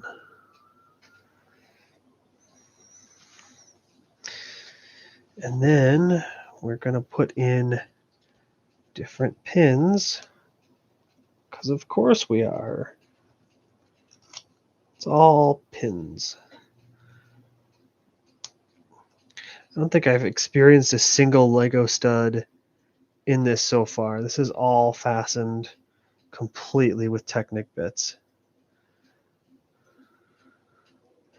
Okay, and this is clever. So we're going to put this blue, if I install it right, this blue that goes through the black cross member if I install it right, he said more forcefully the second time, as if to yell at the part itself.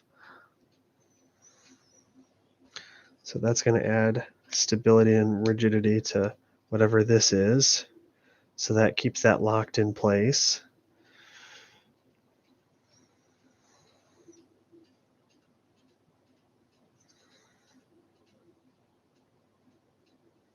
It's like, okay, there says 4, and that would have been easy to miss if I hadn't double checked. So now we're going to insert the other ones. So right here and right there, that's what I was going to miss if I didn't double check my work. Okay, nothing else in step 84. Step 85 is a multi-set one. We're going to use 2 of those. And 1 of this. And of course later it's going to call for this yellow one. So we're going to take this, nearly lose it in the process.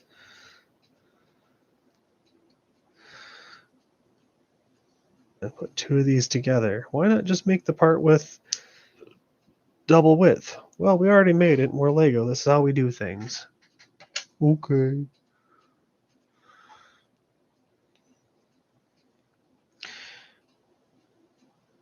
Add some slack there so that it turns more freely. If you friction fit these together so it doesn't turn, I'm sure that's going to cause problems later on. And it looks like starting with step 85, we're just making an entirely different part. So now, we're taking that same 4-long nail type bit. There should be just this one here of this, sending that through the top, using another gear.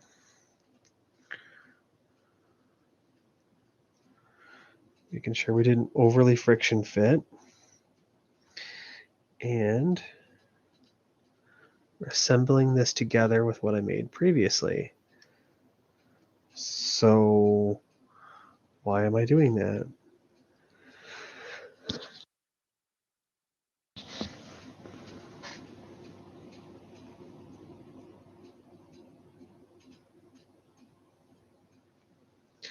So we're going to install that bit, and then our yellow, and then another orange in step 88.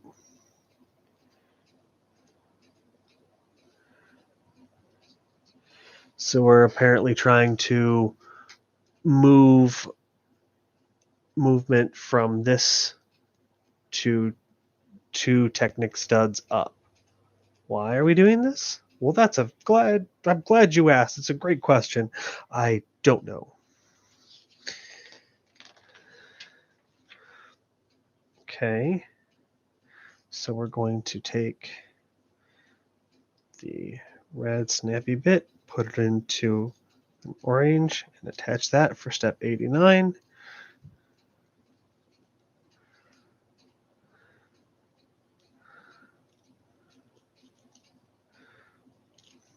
So again, we're still left with, we're moving up using gears. I wonder if this is our transmission assembly.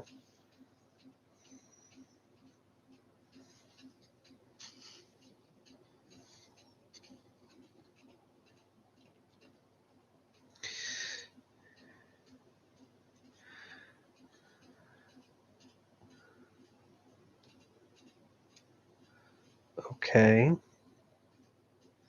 So we're putting this in place, but nothing like actually attaches it.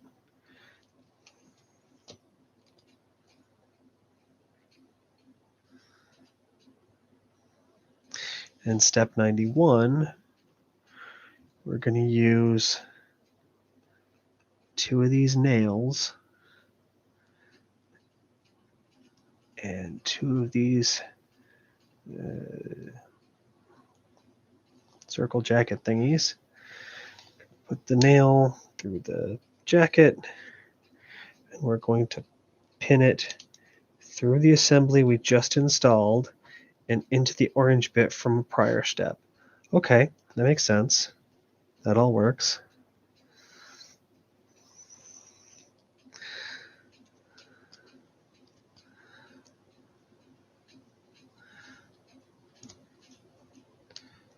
Okay, so that's all in there. This is some crazy engineering. So I just installed those where the piece goes all the way through to there. And again, we're still left with this sort of flapping in the wind. Okay, that's all the pieces from that. Step 92. Now the pieces are really starting to clear.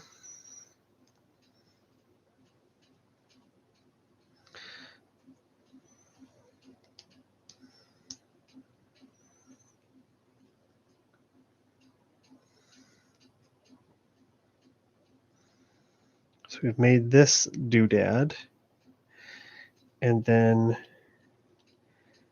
goes through there. And then it tells us to push the blue pin through that red thing, which I have done. And then in step 93, we're going to do essentially the same thing again. So we've got this. I send you through there. We get a blue pin, put it one step through. We attach the red connector through this white circle, and we pin the blue through the red. So we've installed this where you've got these blue wings on the side and this bit on both sides. Again, doesn't look like much, doesn't really look like it doesn't make sense to me yet. And then we're going to take 2 of these. There's few enough parts in my IKEA thing. I'm going to dump it out.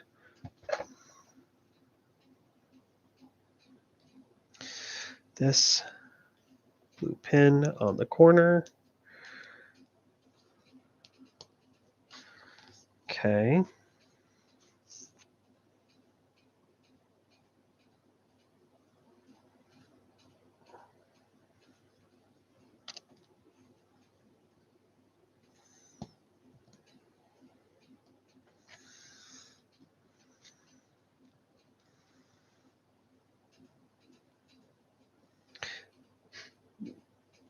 Okay, so those clearly, that's set right, but these line up weirdly, which is intentional.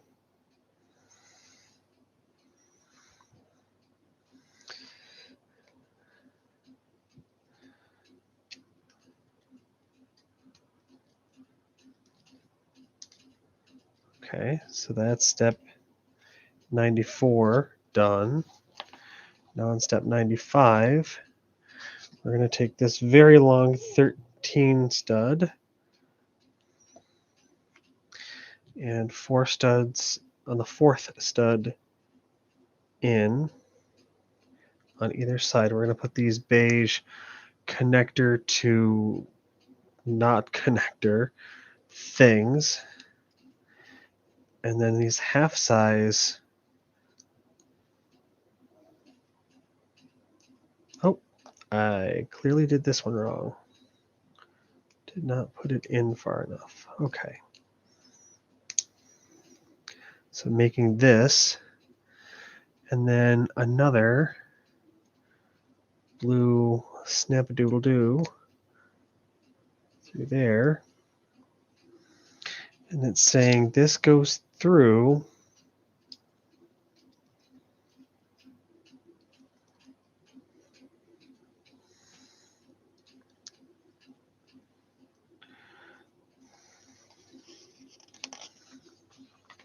And in step 96, as expected, I'm going to punch that through.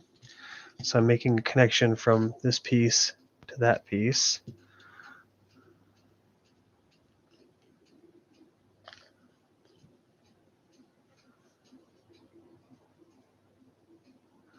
And in step 97, we rotate, and we're going to do the same thing here to pin this in. What is this piece? Why are we doing this? Doesn't make any sense.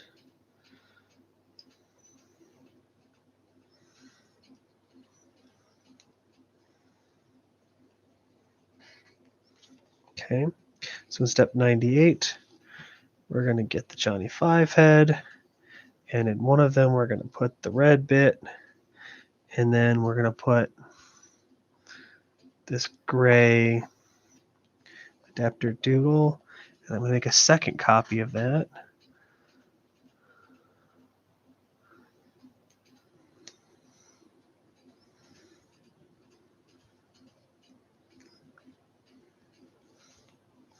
So this is the part that I'm making.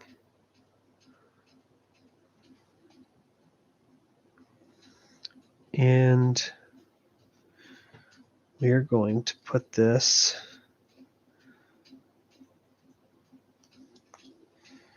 through here.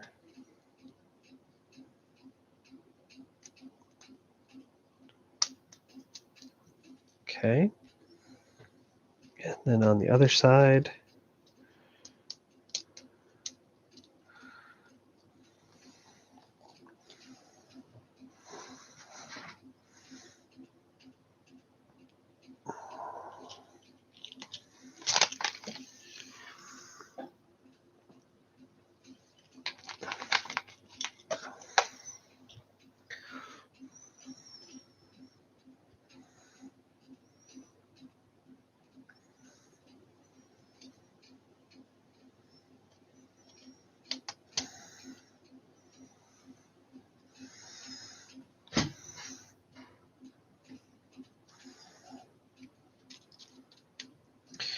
okay, why have these moving parts and then snap them down so they don't move? Why are we doing this way? Don't know. No clue. And then we're going to put some pins in this corner chunk. Why are we doing that? Don't know. Clearly this is going to attach to a different bit in a future step.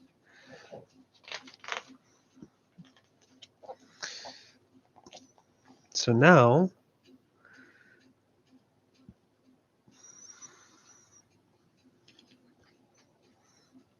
this piece, we're going to put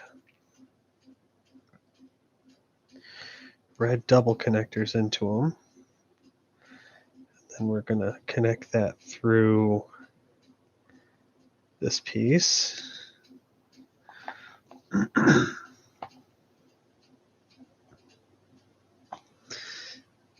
Then, okay, this is that piece. Oh, and of course it is, because it's on this edge where it uses that.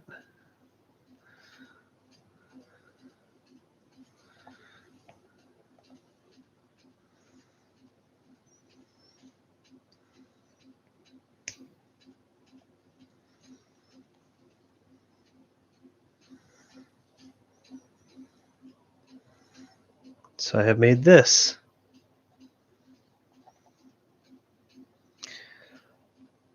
And it's trying to tell me that goes there. And we push in these orange pins. Wouldn't you know?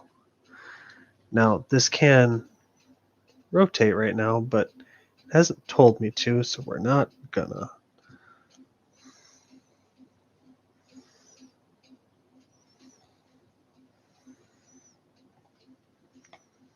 These two pieces.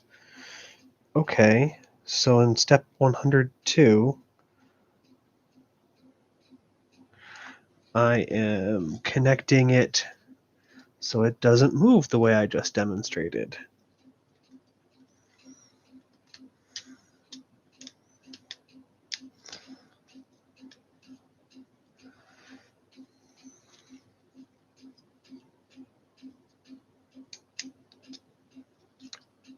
Here I'm starting to notice all of a sudden, like, oh, my fan is rubbing. I hope you haven't been listening to my fan go whir, whir, whir, whir, whir, as I make dumb jokes. Come on. What am I doing wrong here?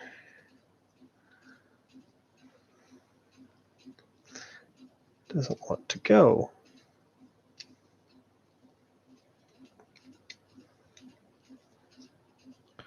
Don't want to go in place. Well, all it takes is a stupid character voice and you'll go right in. That's how it works. Okay. So now at this spot, it's like getting harder to tell what's going where because you're not giving me as many directional arrows. It's like some point in here, it's like, okay, this is taking too long on the graphics. Just slap it together.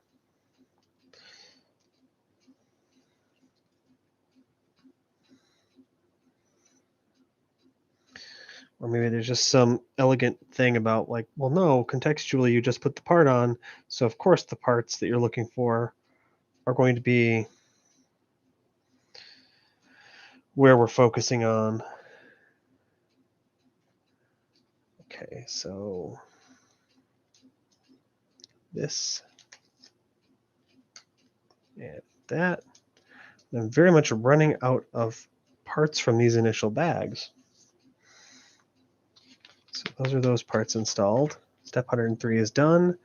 On step 104, yeah, well, clearly this is some sort of transmission assembly.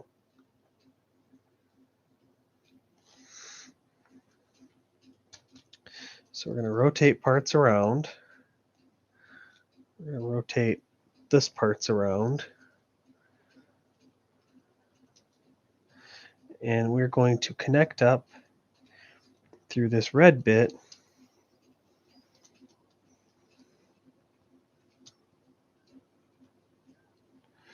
Okay. So now we've got this fragile, tenuous connection from this link in the middle here. It's fine. So now this and that and this. And so we're going to put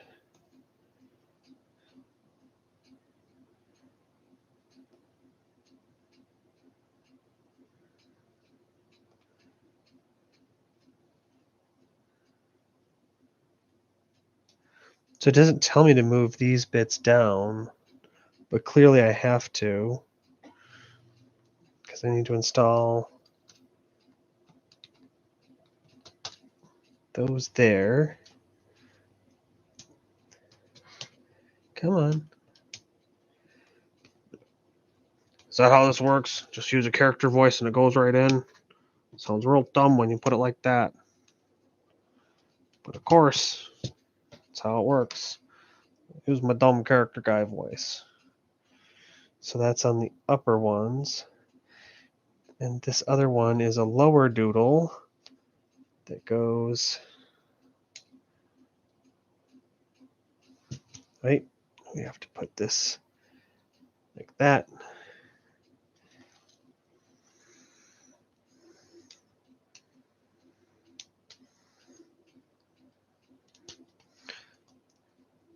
Look, Mom, powertrain.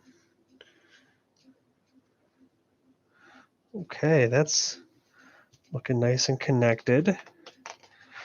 Step 106. Wouldn't you believe we're going to flip it around? We're going to make this the same as we did before. And we're going to install, click U.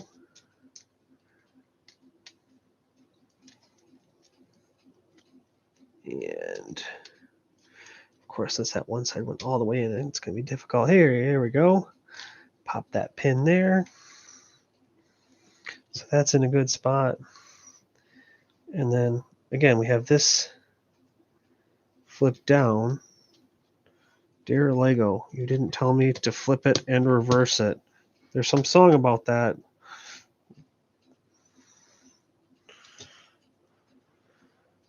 Okay. So now, hunching over is not good. My ergonomics are bad. Having a video here, not great. I think, so we're at 2 hours, 16 minutes in, and I have completed all of bag 1. So what I'm left with at this point is these 4 little extra bits, in case you lose something, I assume. I'm going to set all of these bits in the IKEA box. So now we're going to turn what is currently, I'm guessing, a powertrain assembly into more of the vehicle assembly. So it says open bag 2. Now I have 2 bag 2s. And I'm wondering, are they the same or are they different? 331R1, 331R1.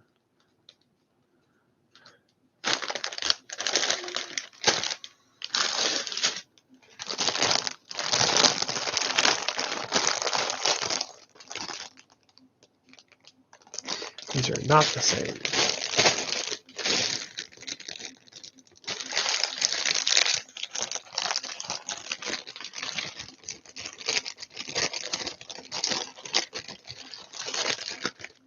That ASMR you always wanted.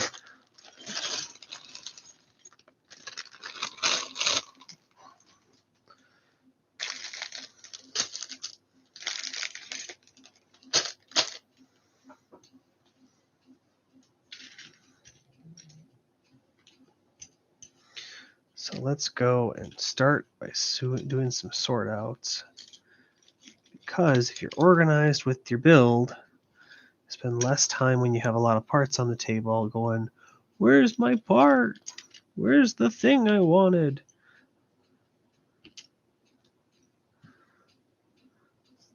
What's that? You got crazy Timmy arms again?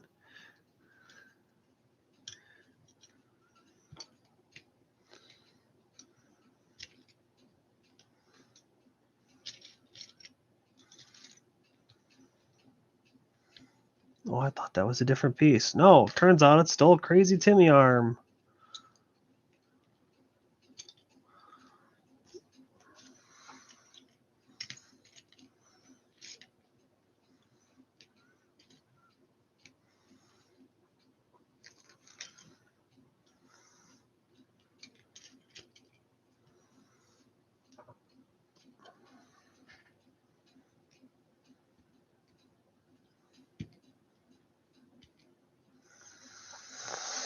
No, that's about as sorted as that's going to get.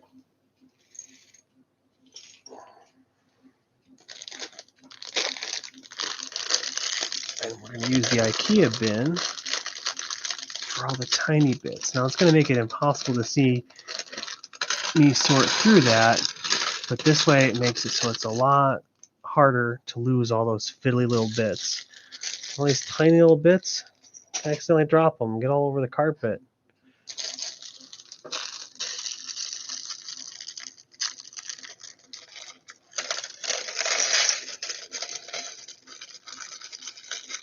Come on.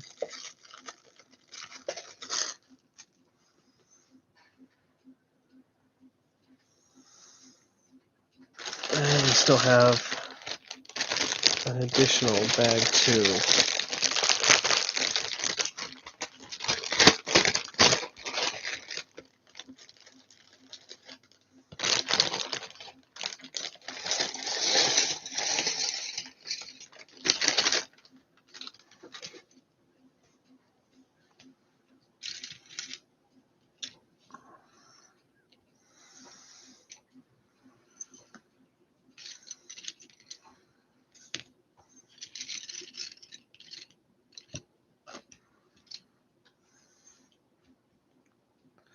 super duper special bits. And sprinklers.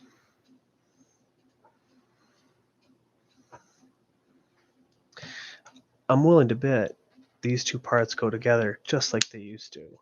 So I'm going to cheat and put those together and just watch. I'll have to regret it later.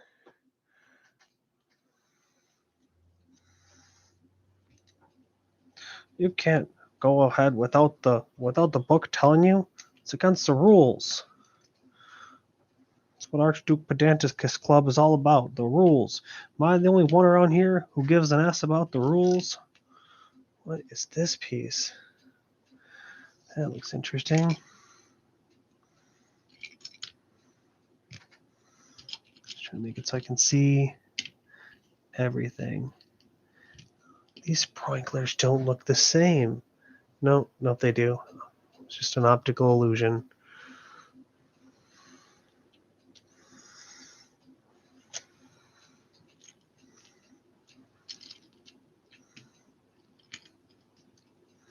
Now we have orange Jeff Bezos's rocket. Fascinating. This is crazy planar gear thing.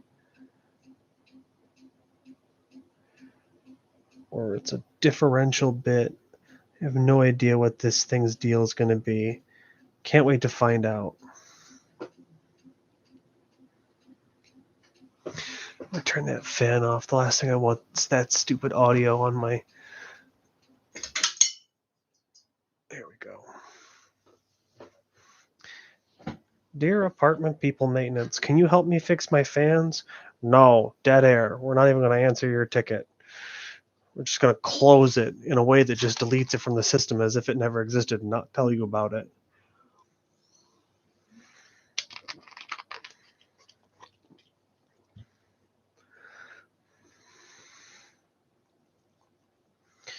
Okay. So I haven't unwrapped all of the bags. I'll get to the next steps when I need them. So in step 107, where it first tells me to get into bags 2, I need red little ball joint things, and I need to attach them near the back.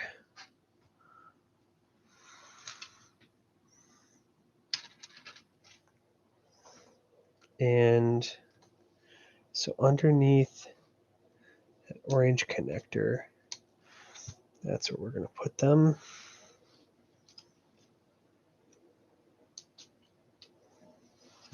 Okay. So in this step 2, it still shows us in this inset map, we're going to be building up to that monstrosity. So step 107 is down. Now step 108. We're going to take this, and there's an orange spot that's looks like it's out of this bag.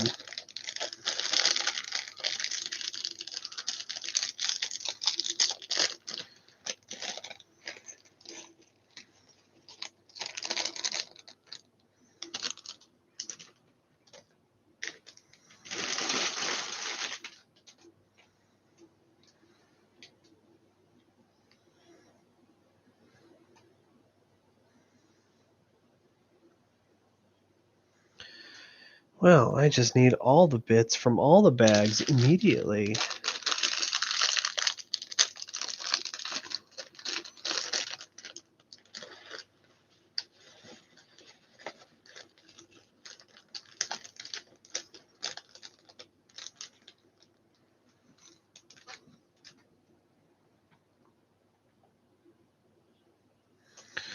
So this is gonna go through like so.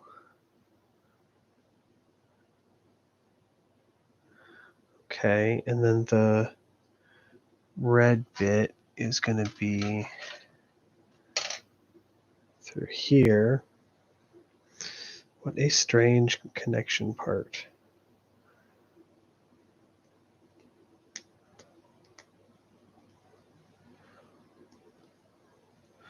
So we've made this. But why? I don't know. Seemed cool at the time. All the cool kids were doing it. Oh, and X2, of course. Don't forget that it says X2 right there. So that thing you just did, do it again.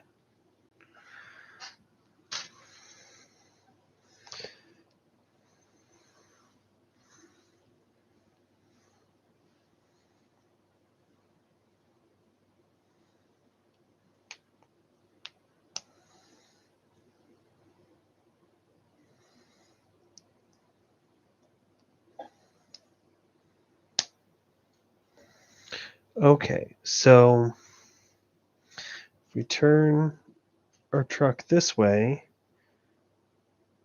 what we want to do is connect it up at the back where I have a space, and the final bit is the blue one that's there, and the red one that I've got goes into the final spot over there. Okay, makes sense. And we're going to do that a second time. And it does not want to cooperate. So now we've extended these bits out. That's going to be lovely. I should edit this later. Brap. What can I say? I had a bunch of holiday food. I'm looking for this contraption. And what do you want to bet? It has something to do with this. What do you want to bet? You want to bet me 1/10000000% of Bitcoin? Okay.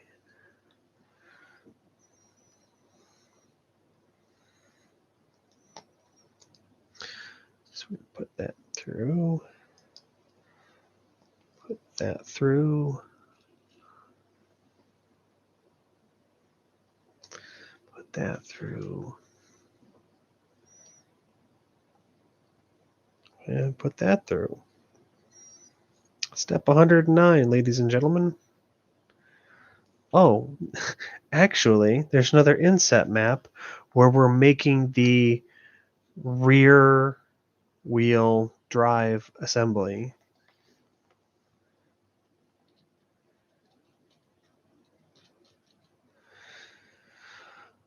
Okay, so now we've got that.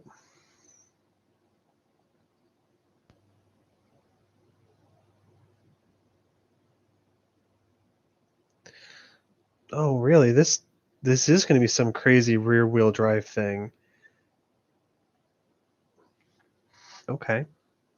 So this piece, that looks right.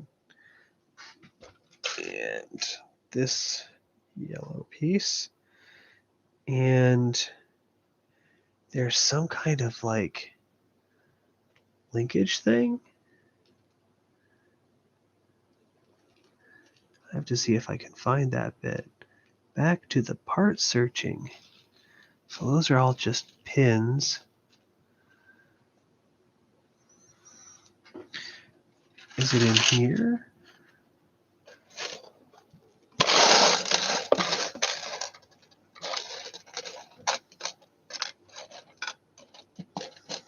I scarcely know what I'm looking for.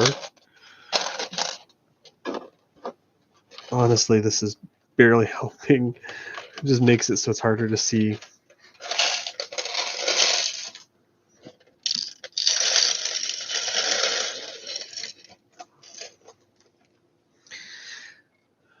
Sorry, IKEA. You were almost helpful. You're still a good boy, though. Okay, so I'm still looking for the two parts that link together because it makes I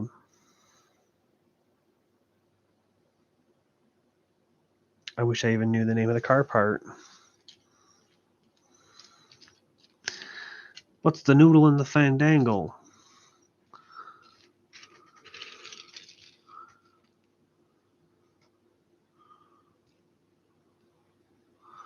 And those those roundy bits get accidentally stuck on other parts.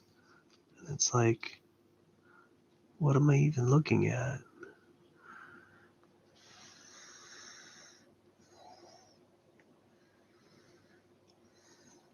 That's coming later. So there's only one of these part, and it's like a rotatable, movable linkage. This is going to be the most exciting part of your video. I like the part where he talks about mac and cheese for a really long time. It was here, right in the corner, right where you could see it. It's this little bit that, I don't even know if you can see it with my fingers. Like, it allows, this to rotate and the angle to change freely while still rotating the other thing. So we're going to put the yellow in one side and the other over here. And this is the cleverest thing. Okay, so this, we're going to push through, and then we're going to stick on this black gear so that I can rotate the gear, and this can have angle on it and still work. That's some clever stuff, if I do say so myself. Okay, so that's step 110 completed. Okay. This is us building a differential. That is unquestionably what we're doing right now, I think. Because now we've got this big, crazy thing. Okay. I think this is going to be the absolute most difficult thing I have ever done. So it just says to put it in here. Let me see if I can show the camera what we're doing. 111 steps 1 and 2. Just make that, right? Just make it. Okay. Well, I'll give it my try. I can't imagine doing this when I was 12. I just did not have the patience. Okay, so this one has to go in first because I was like, is this, I really wonder, is this a differential or is this some part of the transmission? It's got to be some part of the differential. Okay, so I don't know, don't want to insult my 12-year-old self. I just don't think I could have done this. This is a very technical build. What does it say on the product? I'm looking at the box, and of course the side that says age group is not being displayed right now. Okay, so then put that. It's like, do any of you snap in place? How does this work? Okay, there it is. Yeah, this is unquestionably a differential. It's the diff. Okay, and so it's like it's showing me doing it this way, and then we're going to rotate it around. That's just held in so tenuously. And then we're going to take this orange thing,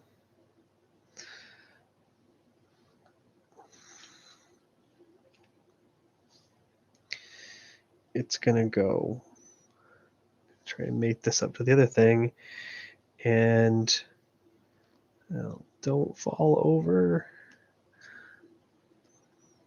Connect up. Let's build this. Give me the other one. Here we go. Yeah, this is definitely by far the most technical Lego build I've ever done. I think I should have done some other builds first to get my skill up, but I'm doing okay with this. I'm not at all unhappy with the way this is turning out. There, that's... Oh, that's the craziest thing. And since it's all snapped in, it's not going to fall apart. So I have input at the top that if this is turning and the wheel I'm holding is stuck, it won't move. But if I hold it just right and nothing's holding back one wheel or the other, let me get in there and show this to you.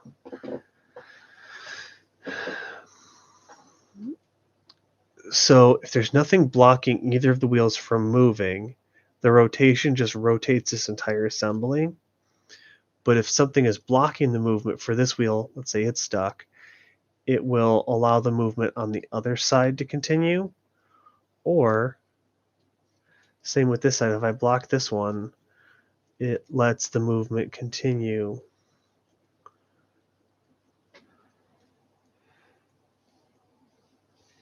And if I have the wheels don't end up driving back torque to the motor, but the motor can torque both of the wheels together, or if one is blocked, it keeps moving.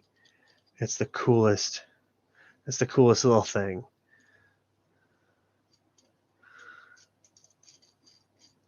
Yes, watch as old man plays with differential next on YouTube. Anyway, I'm quite amused by having assembled my first Lego differential. And again, if I have this wrong, give me a break. I'm just some guy. Okay, so I have these orange ends with this, and we're going to make 4 of them. Well, geez, Lego group, don't you think this is the sort of thing you could build another freaking special part for? Well, yeah, we could, but then you'd be upset that there's yet another special part in our repertoire. Weren't you just complaining about special parts? Yeah, like, I guess so, man, but it's a matter of, like, sometimes you make special parts and sometimes you don't, and it never seems to make sense to me.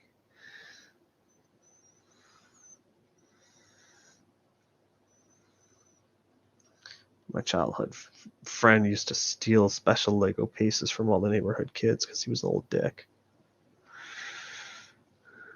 Okay. So this is going to install on here and on here.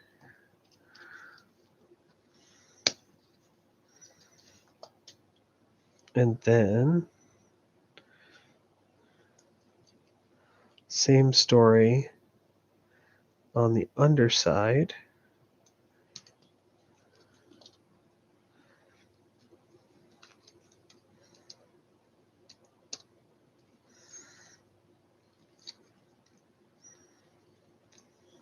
Come on. There we go.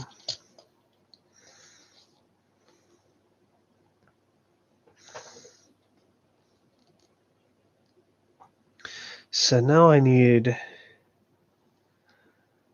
this crazy I-beam piece. Like, what the hell is this guy called?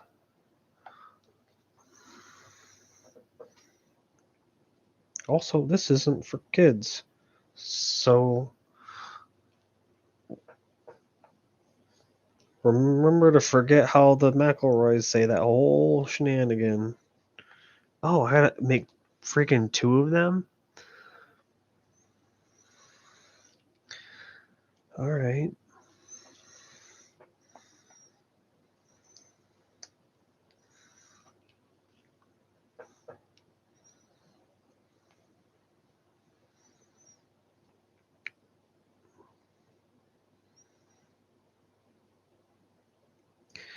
The what?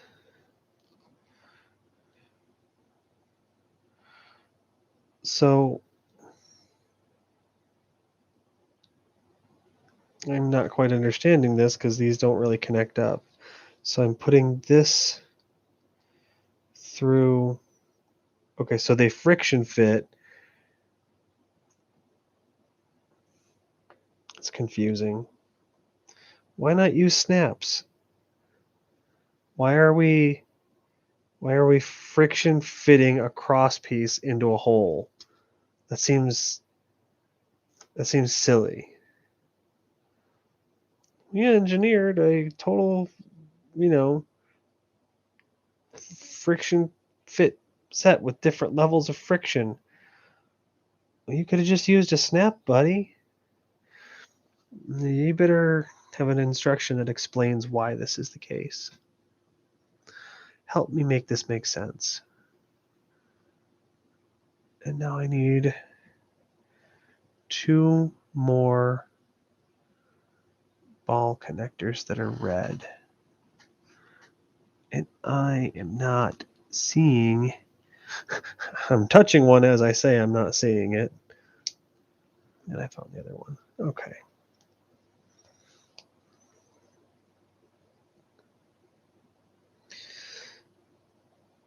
So, the what?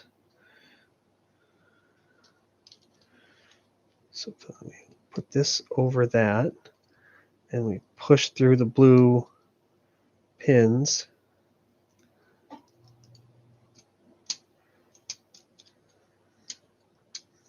Okay. So that's what connects that all up. Stool, the coolest thing ever.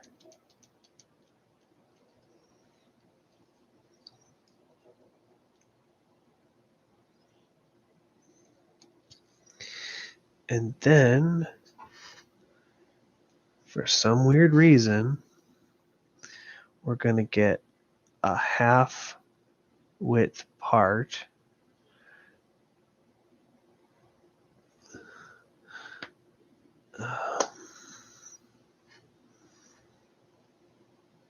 Oh, this isn't even the right one. Okay. It's this one. And you got to do it twice.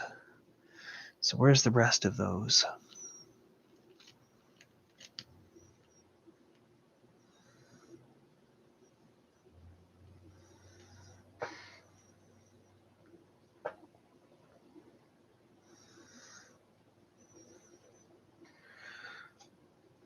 Why do they do that? That seems super strange.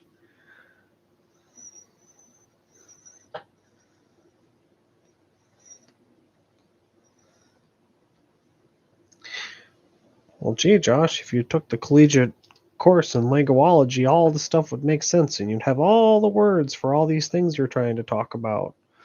Would it? Really? Okay, so the what? Okay, that makes sense. So we're putting it through like that. Like that. Yeah. Not really showing you anything of value. Not with this camera setup. Not with all this. Just putting it like whatever. So why use 2 half-size ones? Can't you just make full-size ones? Like, don't those parts already exist? Is that not a thing? Okay.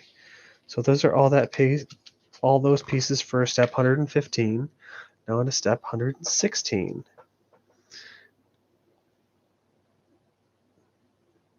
Okay. I was like, hold up, I'm missing some stuff that's showing on here. And it's like, no, that's what we're putting on in this step.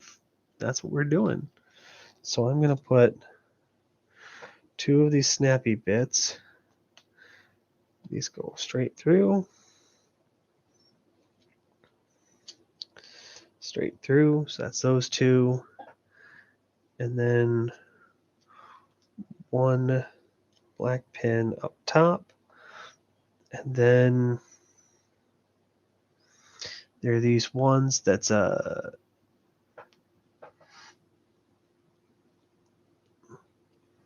call it a Johnny 5 shoulder. It's the little circle on a pin.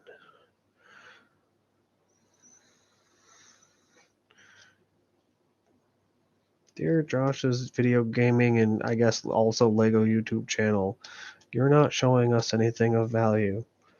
Well, conveniently, I didn't intend to. Okay. So those are installed. That's all those pieces. So we're looking for a black crossbar that is 4 in length. That looks like the right one. We're going to need 2 of them. So there's my second one. And an L shape with 1 coming off. We'll need 2 of those. So we're going to put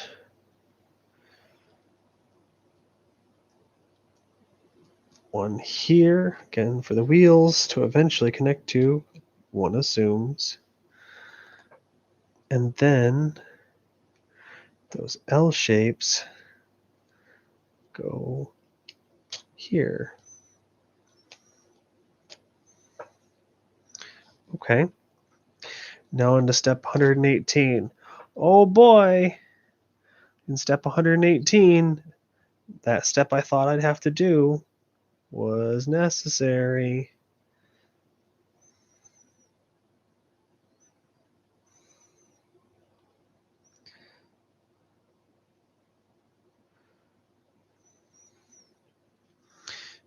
Okay, so we're using these 2.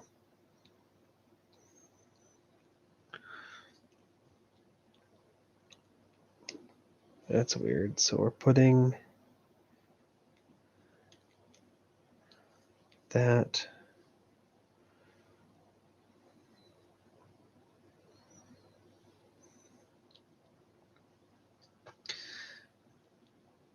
and so I have this piece where it's this, and I'm putting in a blue peg cross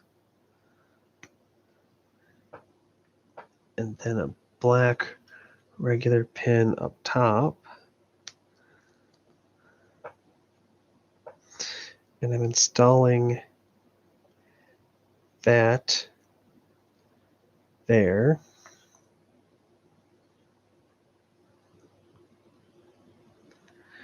And then this piece that's 3.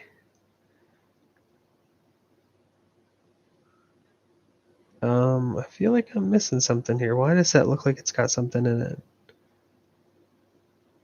Oh, because it does. It has one of those Johnny 5 shoulders in it.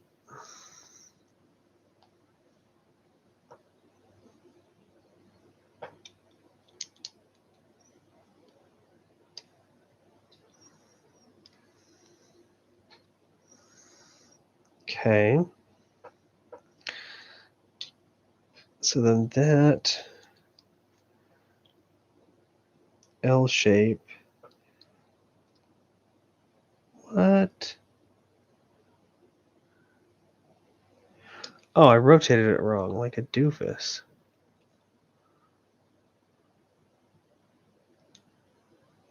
Oh, cool. So what's going to happen then is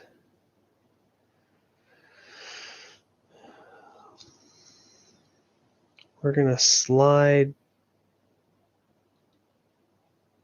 that in.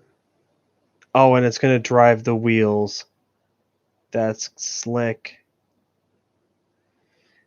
But then we're going to push that through and push that through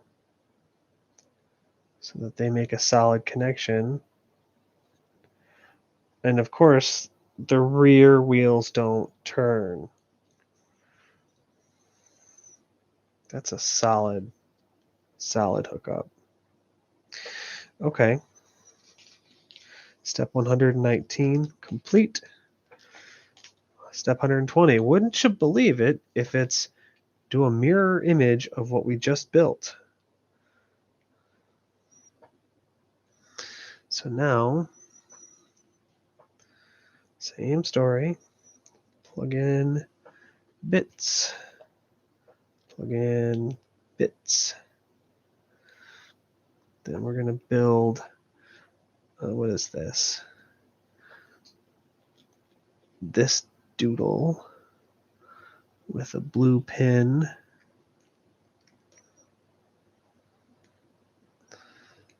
Come on. Gee, Josh, you should stop swearing in your stream so that your friends' kids can hang out with it one day. No.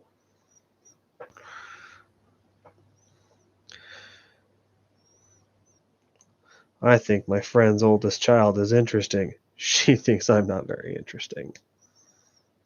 You're not Mom. You're not Dad. You don't matter. I was trying to talk to my buddy's eldest. She's like, hold on. I'm talking to Mom right now. It's like, okay.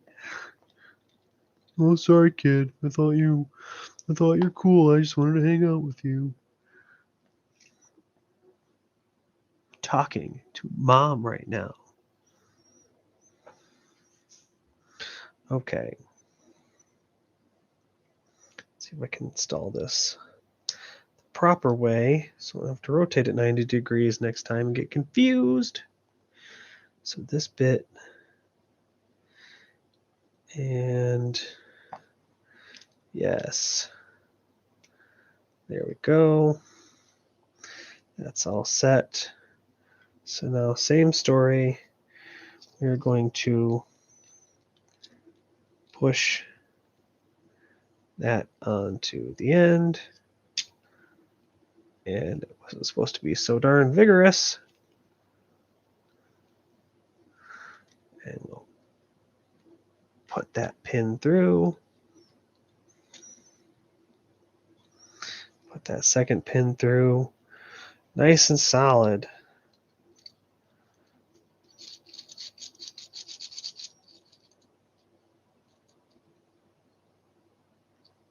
Okay, so as I turn this, it seems to have a preference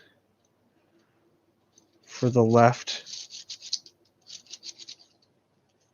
and not the right.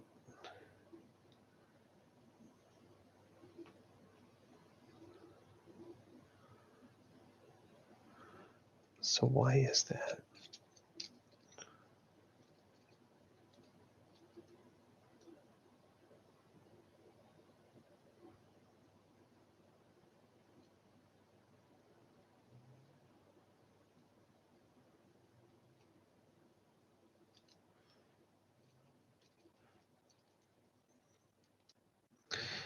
Well, I'll shake some of that out in troubleshooting. So if I turn both of you at once, you'll drive that equally.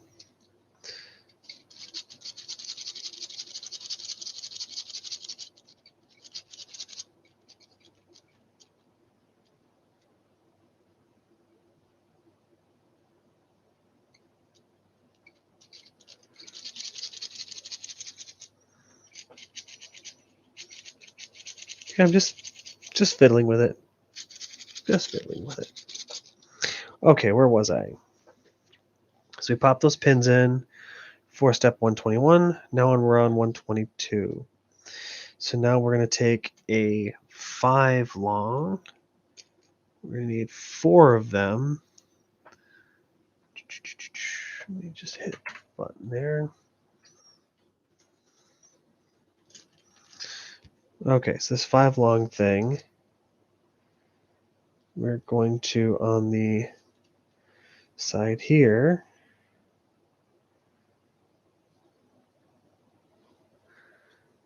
get these to connect up.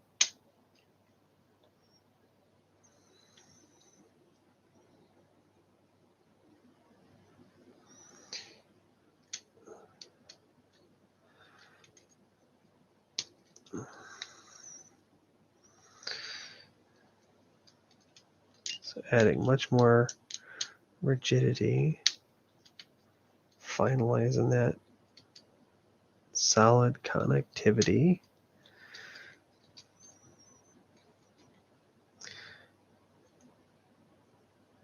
So there's still a little play where you can do that sort of thing.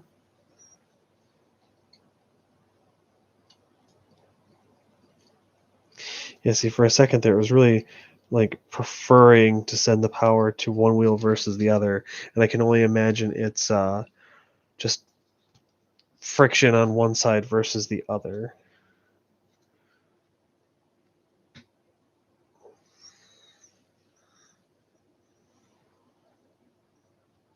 So now we need 4 black pins. Okay, where are these black pins going? Here and here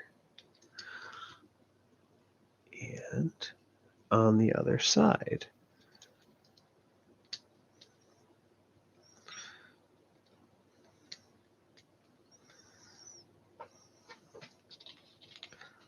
Okay. Step 123 was simple. On to step 124. So we've got this weird piece with no name. And we need one of those. And the blue pin to post. Okay. So I'm going to take this and put the post side in. This is quite the little contraption I'm having to make here. And put that one stop through.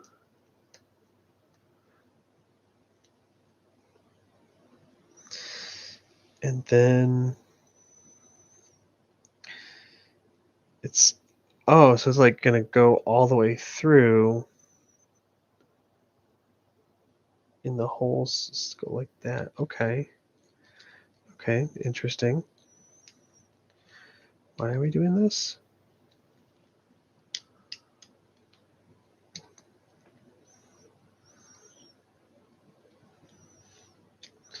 I bet you there's something to do with this that connects the suspension later.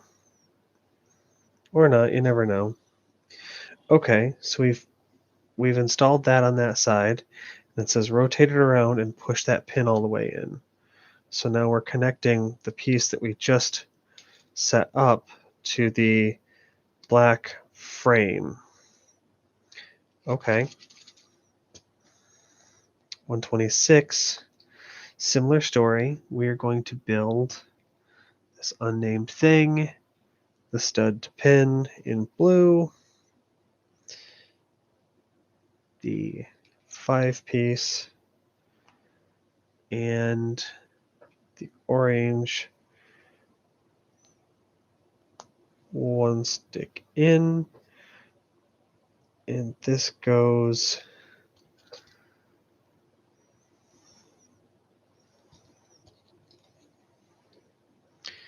through there.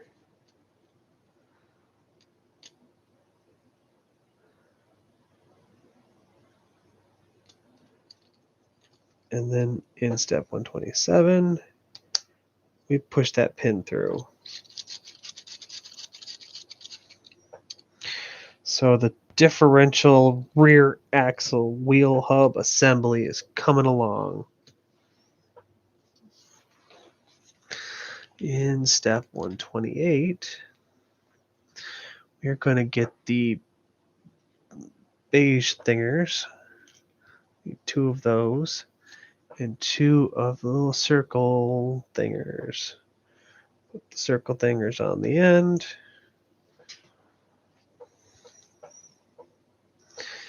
And we're plugging them in to this bit.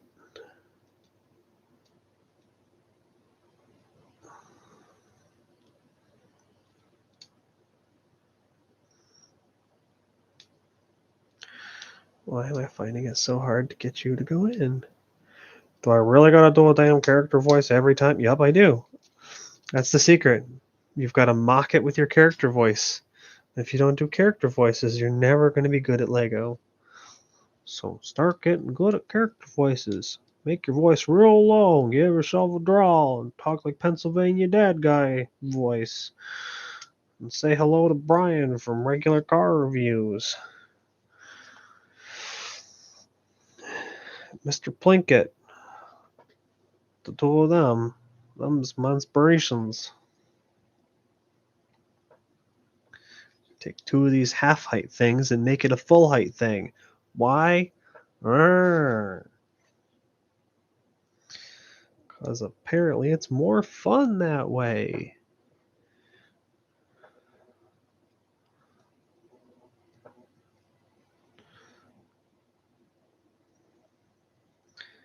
So this is gonna, in step 129, affix this piece, double piece thing there. So now that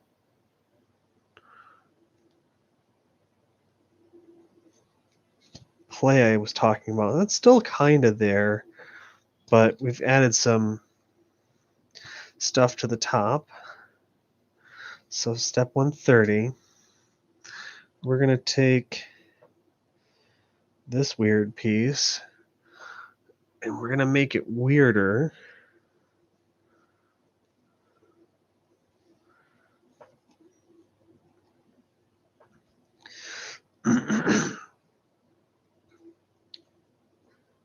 Okay.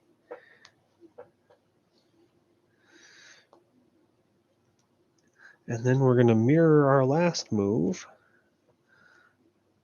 and keep it as weird as can be.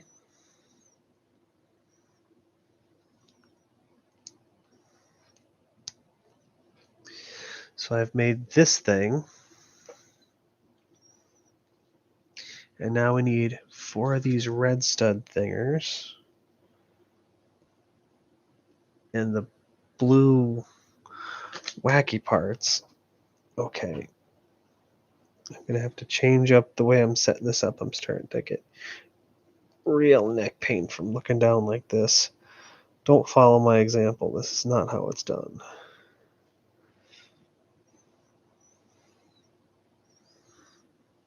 I keep getting like a shooting pain in my arm. And then my chiropractor went to my YouTube video and told me I was doing it wrong and yelled at me for being dumb.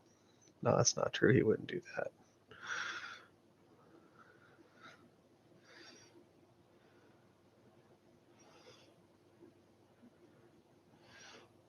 Okay, so I've made these goofy bits, but then I've pushed that pin in a little too far. This is the craziest little assembly we're making. So that pushes through. I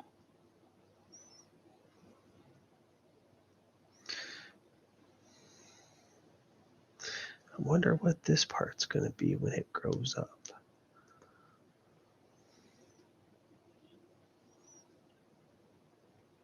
So now we've made whatever the heck this is.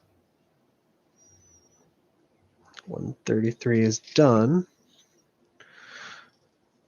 Oh, and of course, starting in 130, we are making this totally different wackadoo assembly.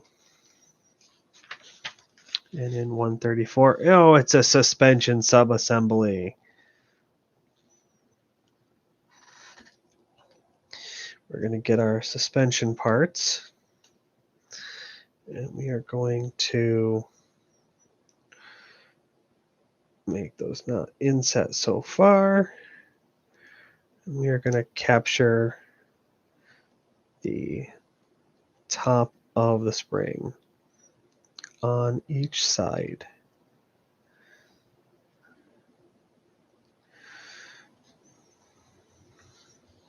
Step 135, we're going to build some other crazy contraption. So we're going to take these blue doodles And we're going to grab these black thing here and a 5. And we're going to capture through that.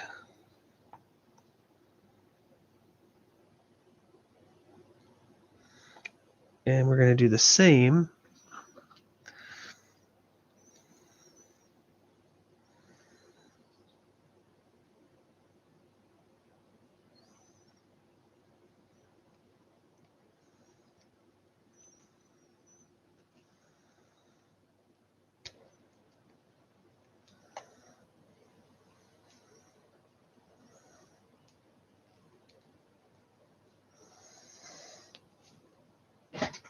Okay.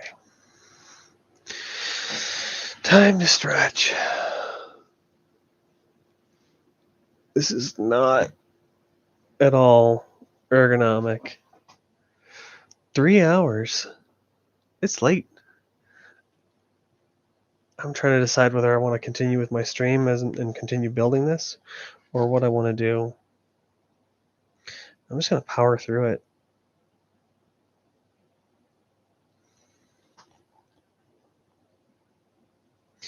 Okay, so the next step is a similar one where we're going to take these black pins and we're going to capture the gray side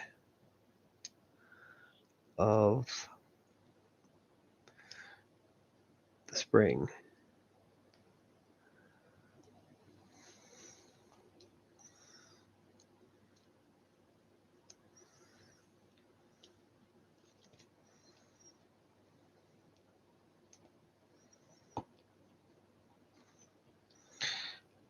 And the springs, they do springle.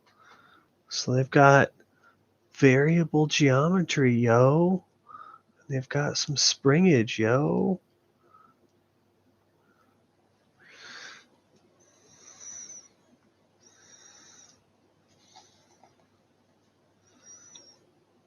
So use 2 of those, 4 of those, 1 of those.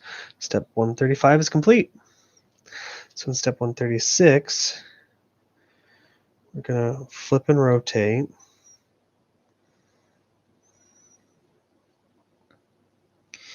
And we're going to get the beige things.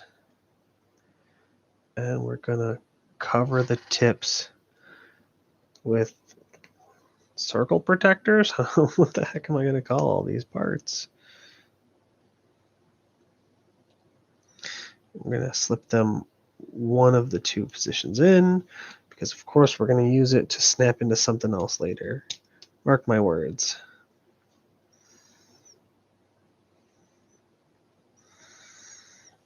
So that's 136 done. 137.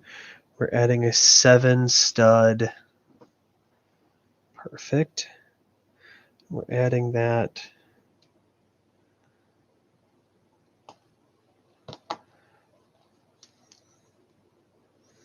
Come on.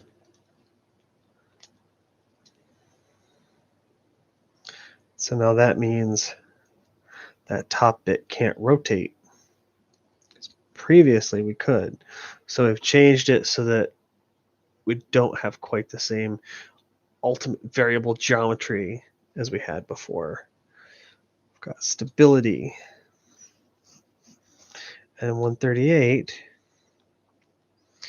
is that we're going to attach it to this other assembly. Wait, what?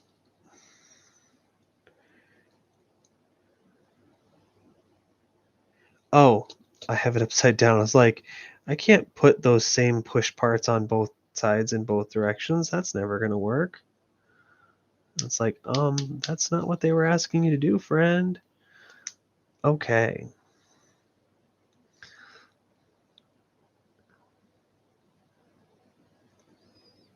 So that's all correct. And I bet we're going to rotate this way, because this is our shock spring assembly.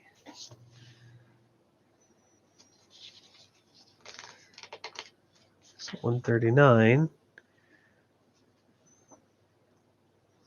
So this is telling us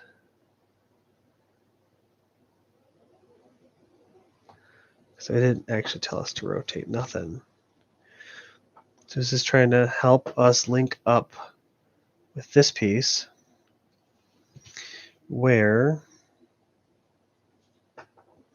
in 139 the inset is telling us that the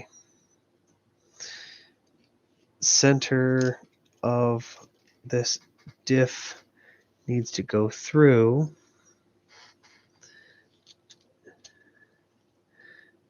and it should connect up with that shaft, and it does. So if I rotate from this middle point, you can see I got the wheels going and I have the engine cylinders going. So this is implemented, it seems, as a rear wheel drive truck words. Now what's funny is there is some rotation on the rear axle, which is fascinating. Okay, so 139 is that proper connection, which is done. So on step 140, what is it telling us to do? It's having us rotate up the suspension so that 4 pegs back, 1, 2, 3, 4, we pop that peg out. So no wonder there's that thing, because this is how that assembly hangs. And it does have spring action. You can spring the right or the left, and when you do it, there's some play, and the drivetrain still works. That's cool. That's some cool engineering. So 140 is just a step to connect that up. So we've done that. On 141, we have 2 of these double connector rods, these things.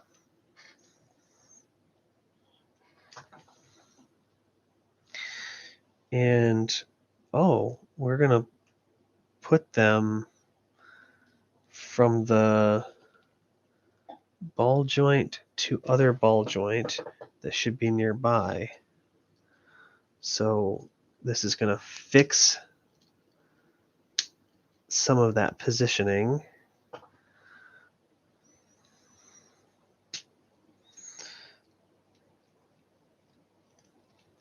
Interesting. So it can't just go any willy-nilly way it wants. It kind of has to stay a fixed distance, and that's going to make it so you can still compress one side or the other. Oh, that's just so cool. So now we're getting to the gushing part of this video where it's like, okay, now these individual little, like, oh, why are we doing this? Well, once you've made these main assemblies and start linking them up, it's like, oh, I get it. This makes sense. So 142, we're going to take this and we're going to make one of these bits and we're going to put pins in like it describes.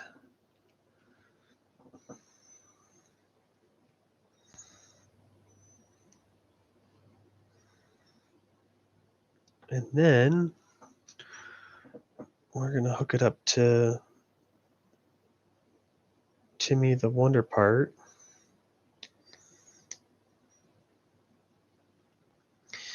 And then we're going to add a blue pin here and a blue pin up top.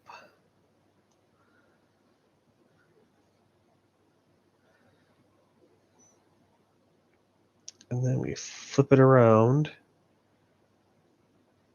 No. We flip it all the way around.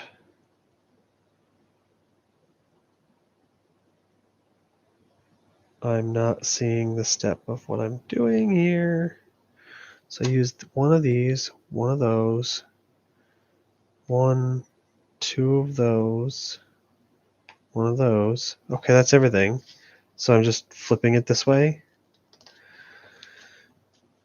And then I'm installing that.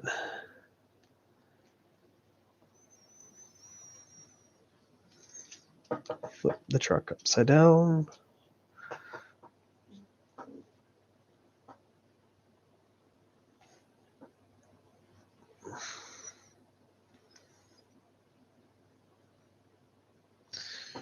Installing that where this is. No, what? Huh? It's that goofy bit that doesn't connect right. In there.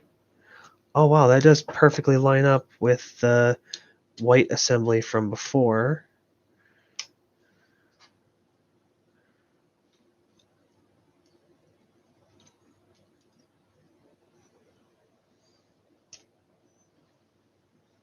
And it connects down here. So we're doing this piece around there. Yeah, that's barely showing you anything of value right here. And I'm willing to bet that the very next thing we're going to do is the other side the same way. So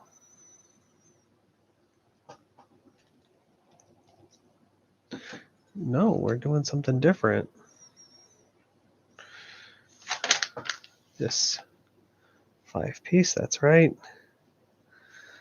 And a Johnny 5 head at a right angle.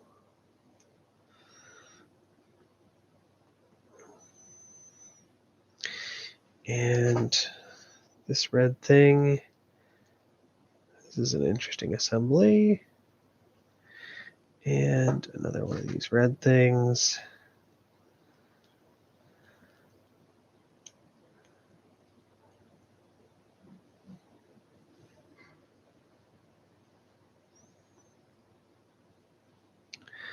And then this unnamed part of weirdness,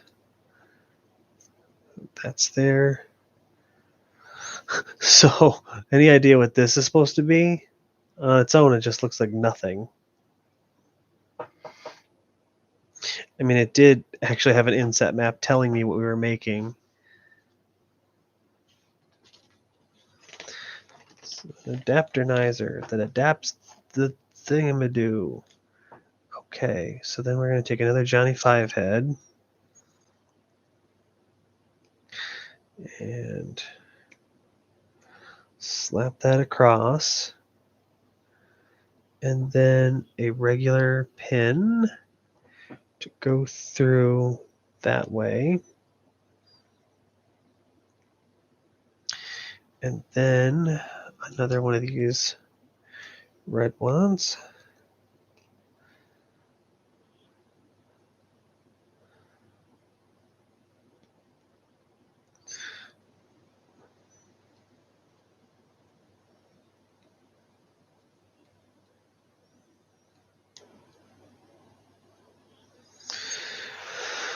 And then this part.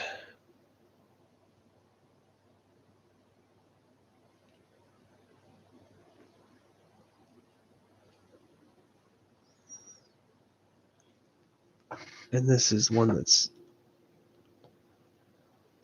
2 pluses. There's 2 of them. Okay. So 1 and 2.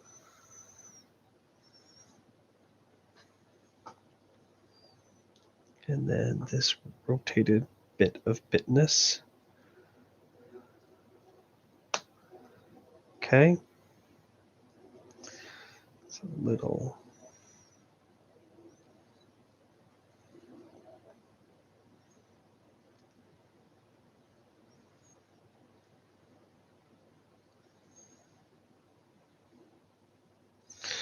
And it's saying flip this around, and we're going to install it.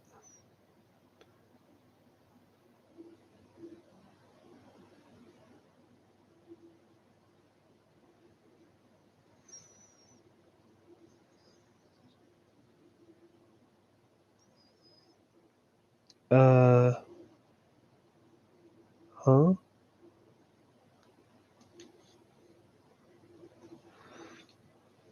Not getting this. Oh, okay.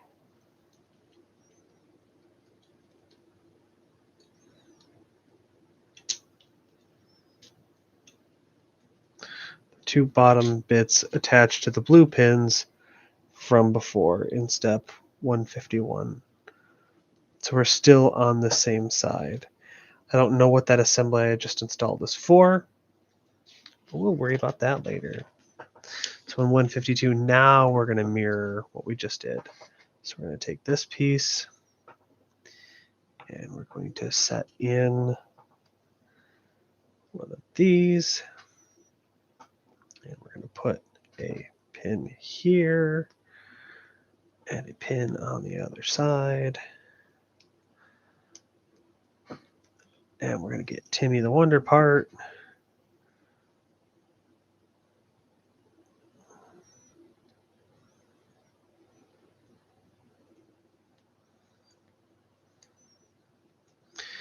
And then what is that? That's a blue pin here. And a blue pin on the other side. And now it's saying rotate it. And then it's saying rotate this. And we are installing it just like the other one, which means this, and it goes into the gray-white piece and black piece. Come on.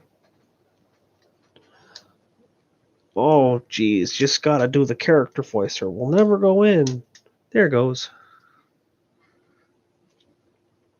That's what I think about that. That's all you gotta do is go inside and be the guy.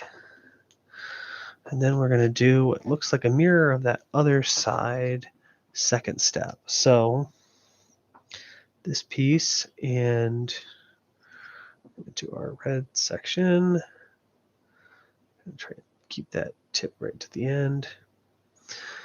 And where is it? I'm just gonna hit the button, make sure my computer doesn't fall asleep.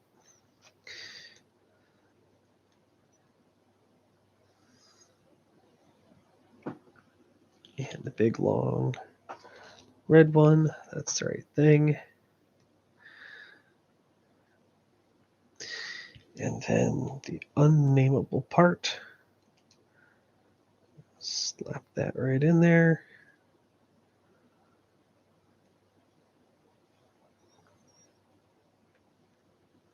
And the red part.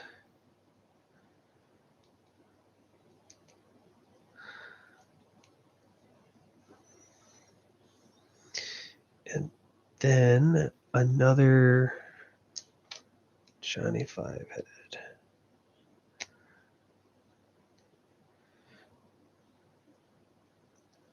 And a pin.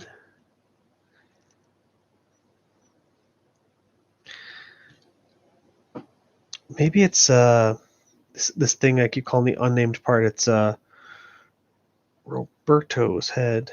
You know, the criminally insane robot from Futurama.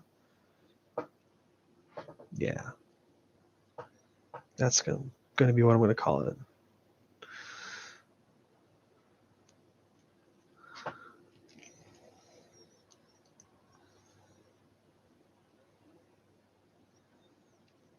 And step 160.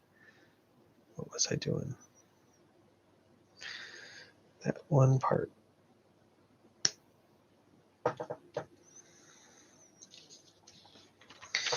And then on to 161, where this over. And we're installing this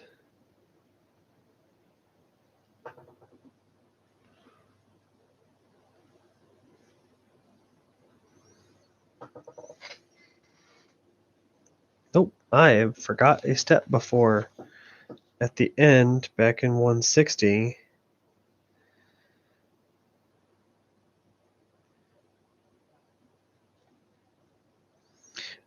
.158's where I missed it.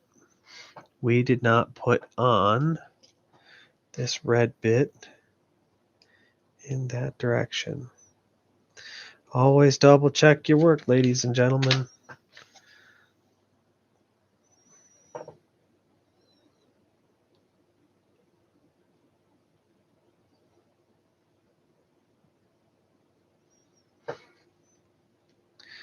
And the two blue pins are what I connect to.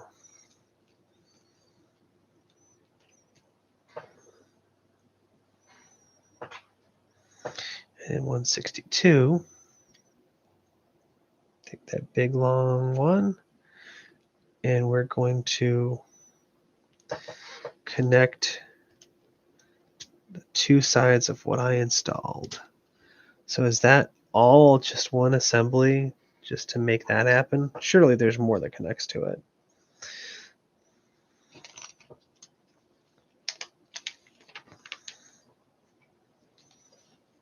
So we're on step 163 on page 100. Can't forget this. This is going to be a while. I'm seeing all the way to. Oh, we finish on 265. This is a long build. I've already got 3.5 hours on the clock. I'm going to call it here. I'm going to take a break and record the rest of this on another session. So let me see, what's the best way to bookmark this? I haven't got a bookmark. Well, thanks for watching.